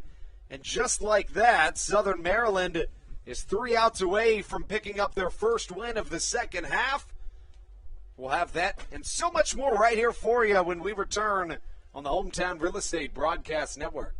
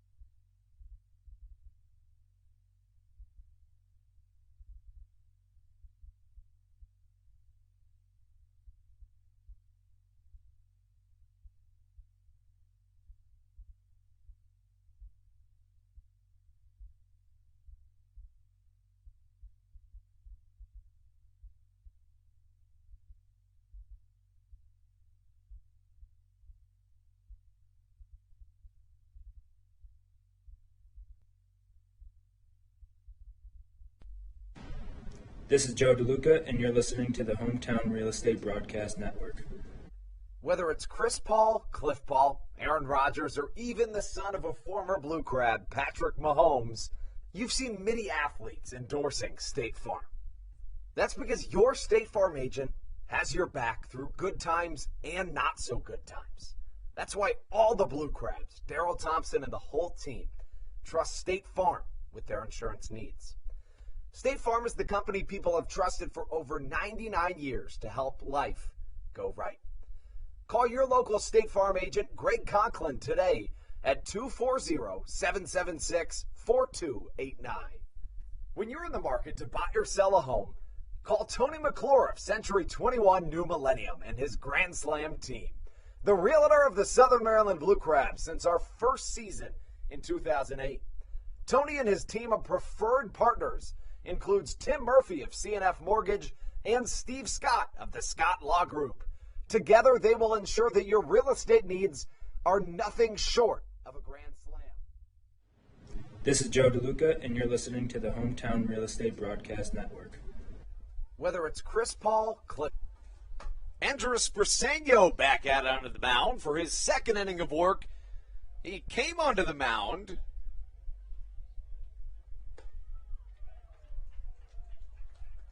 after Darryl Thompson walked back-to-back batters to begin the eighth. He worked out of the jam, inducing 2 lineouts and then a ground out. He fielded that third one himself. Now he faces Hector Sanchez, and really, you'd be hard-pressed to find anybody in the Atlantic League that's been more successful this season than Andres Briseño. Entering play in 22 games, he has a 1.42 ERA. He has allowed just 19 hits in 25 and a third innings worked, while walking just 8 batters. Well struck to the right side. Ruby Silva on an absolute mission, trying to get the ball, unable to do so, but somehow Hector Sanchez is cut down to just a double. It's a leadoff double for the Long Island Ducks, and now they have a runner in scoring position with no outs. You can see Ruby Silva about halfway through running for that ball, kind of kicking into third gear. That ball looked like it tipped off the end of his glove. He almost had it. And then eventually you saw him turn around and off his back foot throw it on a line to Michael Baca. Sal Giardina on the way to the plate. Giardina 0 for 2 tonight, also walked. That was in his first plate appearance back in the second inning. Giardina on the season entering play, a .302 hitter. Even better on the road, .409 batting average away from Fairfield Properties Ballpark. First pitch he sees from Briseño inside, handcuffs him a little bit, and he hits it back into the Roy Rogers backstop padding for strike number 1. Briseño a look back to second, and the pitch. Off speed, misses outside, and we're even at a ball and a strike. Sanchez not with the best speed at second base, and then even in addition to that, in a situation like this, if it's close, you probably don't send him. Still trying to get that changeup on the outside corner. Briseño unable to dance around that outer half of the strike zone, and the count 2 balls and a strike. Giardina wears number 24 on the back of his Ducks jersey, as now Matt Latos is up and throwing. A curveball misses downstairs, and the count 3-1. And what would it take, basically, to get Matt Latos into this game? Does a run have to score? I mean, I think in this situation, even if one run were to score, I think you keep Briseño in this game. Now, if Long Island were to figure it out, let's say have bases loaded, no outs, or maybe big hit, couple runs score, I think that's the time you start to take him out once that lead starts dwindling away.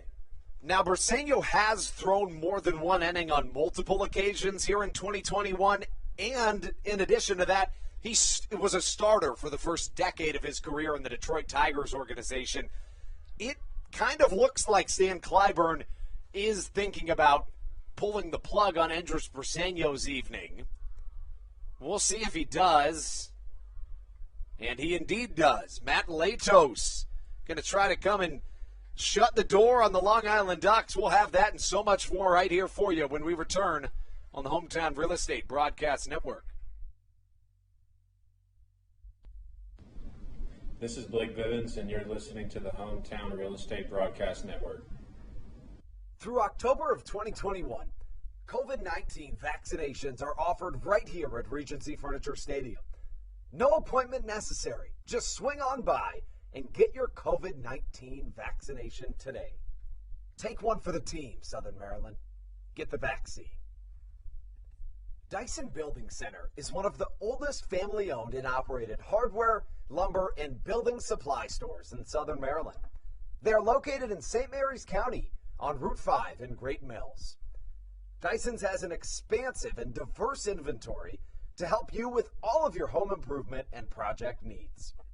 Whether you're new to the world of DIY, a tried and true DIY professional, or somewhere in between, the friendly and experienced staff at Dyson Building Center is ready and willing to help you today.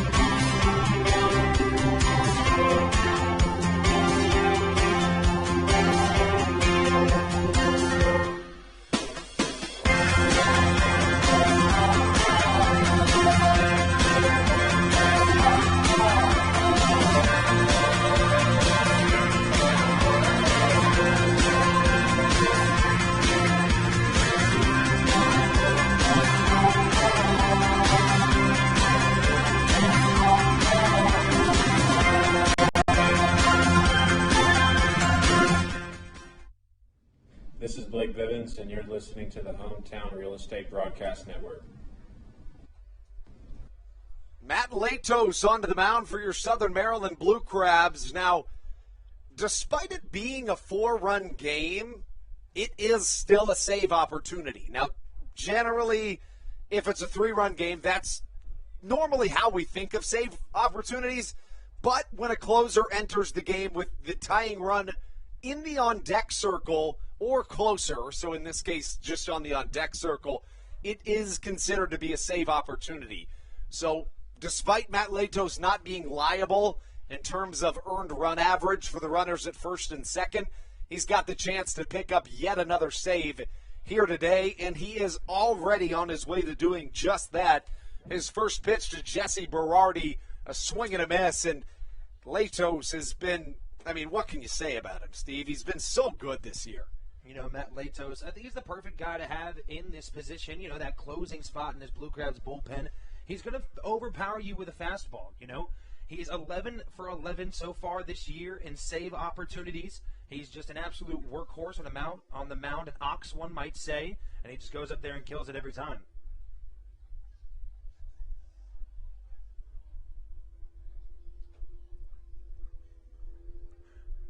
Jesse Berardi onto the plate. We have talked about it. We are refusing to refer to him as that nickname because he is not a fan of it. So we're opting to not call him that from this point forward. As Latos comes back onto the mound and allows a single through the right side. Bases juiced here. And now Johnny Turbo up to the plate.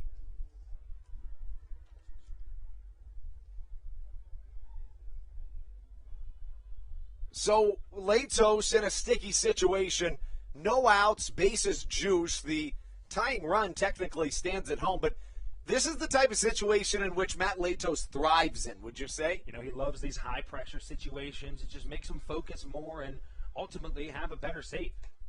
First pitch to Johnny Turbo in there for a called strike.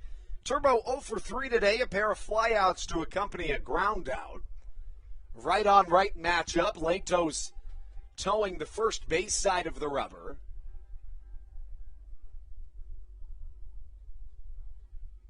Fastball from Matt Latos misses just a touch down low, and the count evens at a ball and a strike.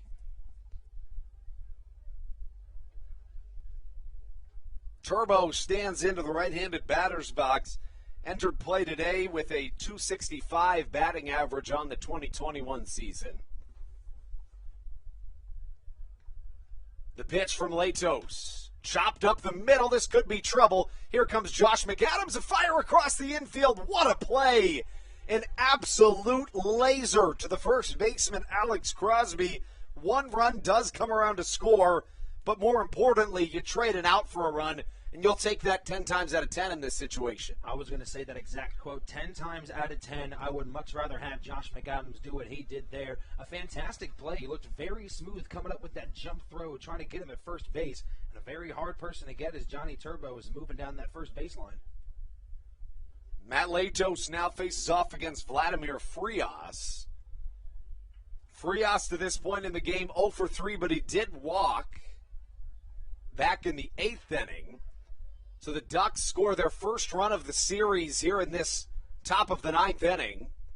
Now, remember, Latos is only liable for the runner on second base.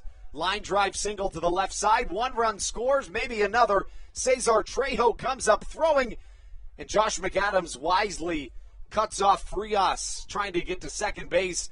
And just in a blink of an eye, we've seen an absolute turnaround in this contest. Before you know it, it's a 4-3 game. Southern Maryland still clinging to a one-run lead. I mean, that's what you're going to see when you play against the Long Island Ducks. They won that first half division championship for a reason. These are a group of guys like the Blue Crabs. They never like to back down at the end of games. They're always going to fight up until that last pitch. So that brings up Steve Lombardozzi. Lombardozzi to this point in the game, 1 for 3. Struck out twice, but also walked once.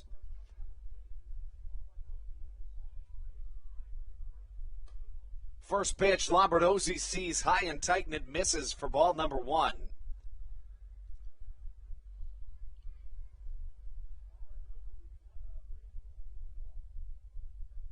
Lombardozzi wears number 2 on the back of his jersey, a former Blue Crab. Latos comes set. Here comes the pitch. Fouled back into the netting. As Matt Latos' night continues. The count a ball and a strike from one MLB veteran to another. In Latos' near decade in the MLB, he issued over 1,000 innings of work at the highest level of baseball. Beautiful pickoff move to first, not quite in time from the right-hander. As for Latos, that last run that did score, it goes against his line, and it's the first run he's allowed since June, which is remarkable. You know, it's something you really want out of your closer, obviously. In that closing position, he's trying to give up as few runs as possible. Lombardozzi sees a ball in the dirt. DeLuca absolutely smothers it, and the count 2-1. Southern Maryland scored 3 runs in the bottom of the second, tacked on another in the 5th, but now the Ducks played a trio here on the top of the 9th to make things interesting between these two Atlantic League North Division rivals.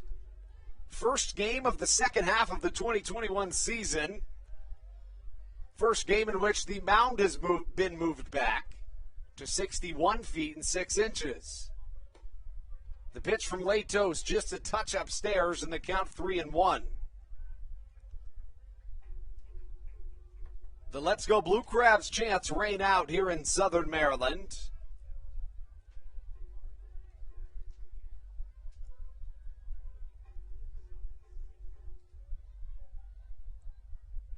Latos comes set, the 3-1.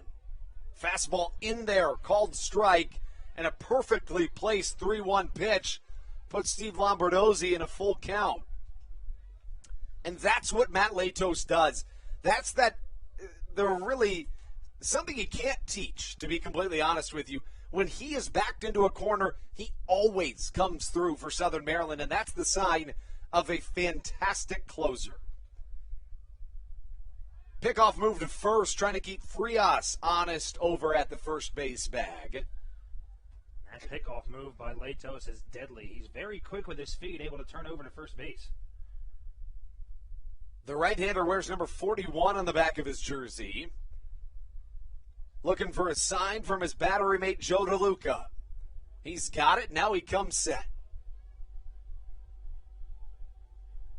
The pitch. 3-2, chopped to the right side, I should say in the air to the right side. David Harris gloves it without a problem. And again, that's what Matt Latos does. That unteachable mode of absolute dominance. Truly, I mean, you're on a 3-1 count after allowing 3 runs, and you battle back to force an MLB veteran to pop out to right field. I mean, that's just a sign of a fantastic reliever. You know, after he got into that 3-1 count, he went right after him with 2 fastballs right down the middle, and then we talked about it. That's what Matt Latos is going to do. He's going to overpower you with that fastball and force you to get around and get ahead on that pitch. Davidson Romero now comes to the plate. Romero 0 for 4 today. I beg your pardon. It's not Romero, it's the pinch hitter from a few innings ago. It was Daniel Fields, but now Nick Berardi. It's that double hook rule that can throw us for a loop from time to time.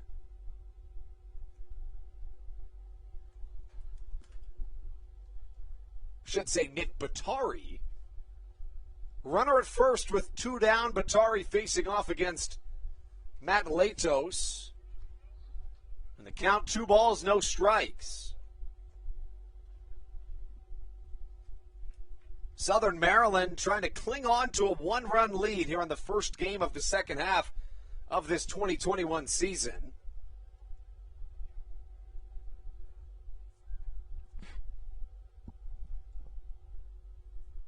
Latos comes set. Here comes the right-hander. Fastball in there for a called strike. 2-0 the count. Make that 2-1. Latos, again, has been great here this evening. Really great throughout his Southern Maryland career. We're just getting word that former Blue Crab Dustin Knight is making his MLB debut as we speak for the Baltimore Orioles at Yankee Stadium. I mean, how cool is that? I mean, I knew of Dustin Knight back when he was here with the Blue Crabs, learned that he went to the Orioles, and now he's absolutely killing up there with them. He had better than a 1.5 ERA with the Orioles at the AAA level this season, and now finds himself in his MLB debut. Dustin Knight set the Atlantic League strikeout record with 17 in a game against the Lancaster Barnstormers in 2019. Here comes the 2-2 from Latos. Runner goes on the pitch, single up the middle. Frias will try to go first to third. Silva comes up throwing a strong throw. Is it in time? Not quite. Derek Moshe says Frias got under the tag, and now runners at the corners for the Ducks with 2 away. You know, an absolutely fantastic throw from Ruby Silva. We knew we were going to see the arm at some point today. He has an absolute cannon out there in center field. But that one, I think I would have to agree with that home plate umpire. It looked like Frias just got his hand under that tag. And now we see Debinson make that Davidson Romero. Romero 0 for 4 today. Lined out to the third baseman Josh McAdams back in the 8th inning. As Latos' night continues. Runners on the corners, really, in terms of this game continuing, the runner at first doesn't matter all that much, but it does represent the go-ahead run, and we are in the top of the 9th inning. First pitch to Romero, fouled over our heads in the bayonet press box.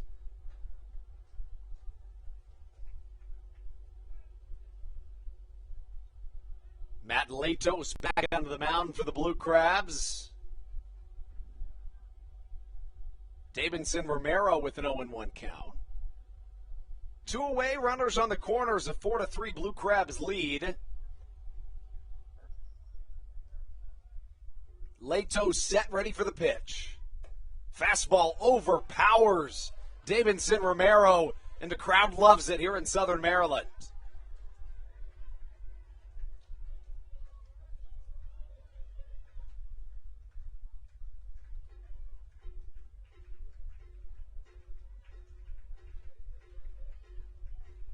Latos working the mound.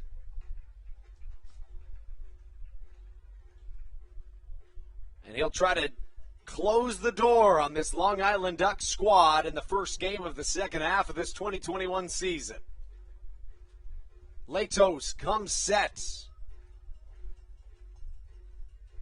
The pitch.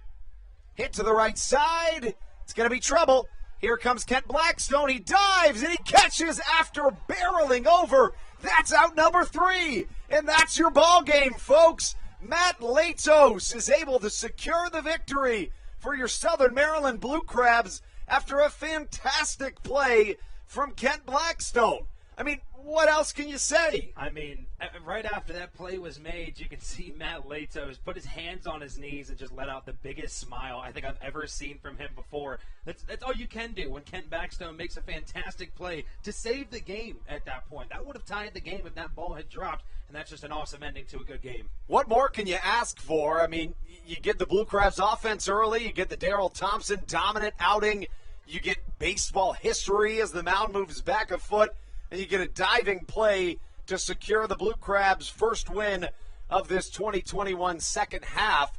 The Blue Crabs do take home the victory 4-3. We'll step aside for just a moment before the pregame make that postgame show on the Hometown Real Estate Broadcast Network.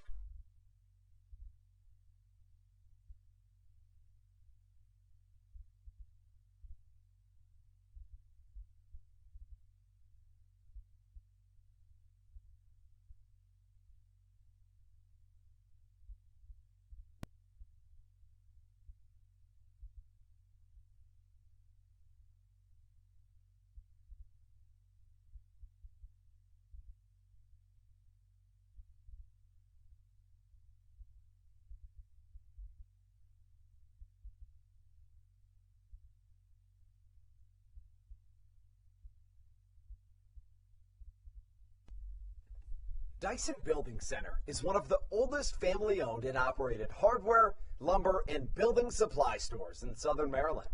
They are located in St. Mary's County on Route 5 in Great Mills.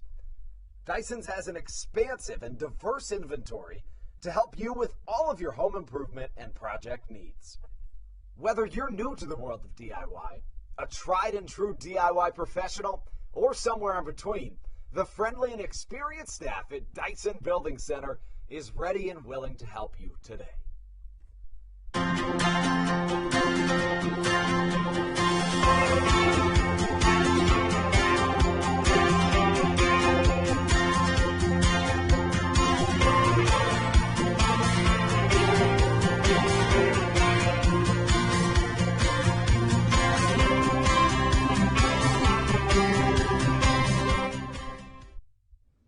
This is Blake Bivens, and you're listening to the Hometown Real Estate Broadcast Network. A Blue Crabs 4-3 victory. Daryl Thompson from 61 feet 6 inches in a historic game delivers 7 innings of dominance. No runs allowed from the right-hander. 3 walks, 5 hits, 6 strikeouts. Thompson gets the win. Briseño behind him gets the hold, his 5th of the year. And then Latos advances to 12-12. 12-4-12, I should say, on the season in save opportunities. The Blue Crabs had just 5 hits. Southern Maryland, I mean, as any professional baseball team would be, not all that good when they're out hit this season. They advanced to just 20. I beg your pardon, when they out hit opponents, they're 21-8 in this 2021 campaign. Southern Maryland picks up their first win of the 2021 second half, and we see an emphatic game here at Regency Furniture Stadium. That's how we sign off on a Blue Crabs 4-3 victory. We'll have it again tomorrow. It's 11:05, a series finale right here at Regency Furniture Stadium.